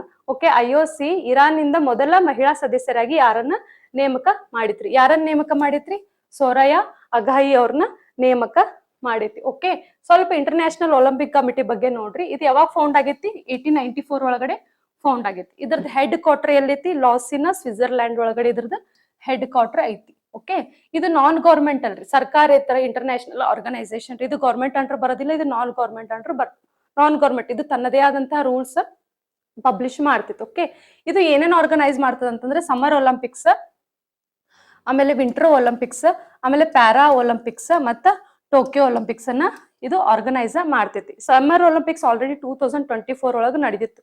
ಈ ಸಮ್ಮರ್ ಒಲಿಂಪಿಕ್ಸ್ 4 years ಒನ್ಸ್ ನಡೀತೈತಿ. ಈಗ ಆಲ್ರೆಡಿ ಸ್ಟಾರ್ಟ್ ಯಾವ್ದೈತಿ ವಿಂಟರ್ ಒಲಿಂಪಿಕ್ಸ್ ಆಲ್ರೆಡಿ ಸ್ಟಾರ್ಟ್ ಆಗೈತಿ. ಓಕೆ ಸೊ ಸಮ್ಮರ್ ಒಲಿಂಪಿಕ್ಸ್ ಎಲ್ಲಿ ನಡೀತು, ಮೆಡಲ್ಸ್ ಯಾರು ಗೆದ್ರು, ಆಮೇಲೆ ಇಂಡಿಯಾ ಎಷ್ಟನೇ ಪ್ಲೇಸ್ ಐತಿ, ಆಮೇಲೆ ಯಾರ್ಯಾರು ಮೆಡಲ್ ಗೆದ್ರು, ಆಮೇಲೆ ಈಗ ಕರೆಂಟ್ IOC ಮೆಂಬರ್ ಯಾರದಾರ. ಸೊ ಇದ್ರ ಬಗ್ಗೆ ನಾನು ಡೀಟೇಲ್ ಆಗಿ ನಿಮಗೆ ಇಲ್ಲಿ ಕೊಟ್ಟಿನಿ. ಸ್ಕ್ರೀನ್ ಶಾಟ್ ತಗೋರಿ, ಯಾಕಂತಂದ್ರೆ ಸ್ಟ್ಯಾಟಿಕ್ ಪಾರ್ಟ್ ಐತಿ. ಸ್ಕ್ರೀನ್ ಶಾಟ್ ತಗೋರಿ ನೀವು, ಆರ್ ಎಲ್ಸ್ ನೀವು ಇದ್ರ ಮೇಲೆ ಸ್ವಲ್ಪ ವರ್ಕ್ ಮಾಡ್ರಿ. ಹೋಸ್ಟ್ ಸಿಟಿಯಲ್ಲಿತ್ತು ಪ್ಯಾರಿಸ್. ಆಮೇಲೆ ಎಷ್ಟು medal, top winning medal country ಯಾವುದು USA 126 ಮೆಡಲ್ಸ್ ಇದೆ ಗೆದ್ದೈತಿ. ಓಕೆ ಅದೇ ರೀತಿ ಇಂಡಿಯಾ 71st ಪ್ಲೇಸ್ ಇತ್ತು. ಟೋಟಲ್ ಎಷ್ಟು ಮೆಡಲ್ಸ್ ಗೆದ್ದಂದ್ರೆ 6 ಮೆಡಲ್ಸ್, 1 ಸಿಲ್ವರ್ ಮತ್ತೆ 5 ಬ್ರಾನ್ಸ್. ಸಿಲ್ವರ್ ಯಾರು ಗೆದ್ದಾರಪ್ಪ ಅಂತಂದ್ರೆ ನೀರಜ್ ಚೋಪ್ರಾ ಅವರು ಜಾವ್ಲಿನ್ ಒಳಗಡೆ ಸಿಲ್ವರ್ ಏನು ಮೆಡಲ್ ಗೆದ್ದಾರ. ಅದೇ ರೀತಿ Manu Bhaker first Indian women with 2 medals in same Olympics. ಇವ್ರು ಇಂಪಾರ್ಟೆಂಟ್ ಆಗ್ತಾರೆ.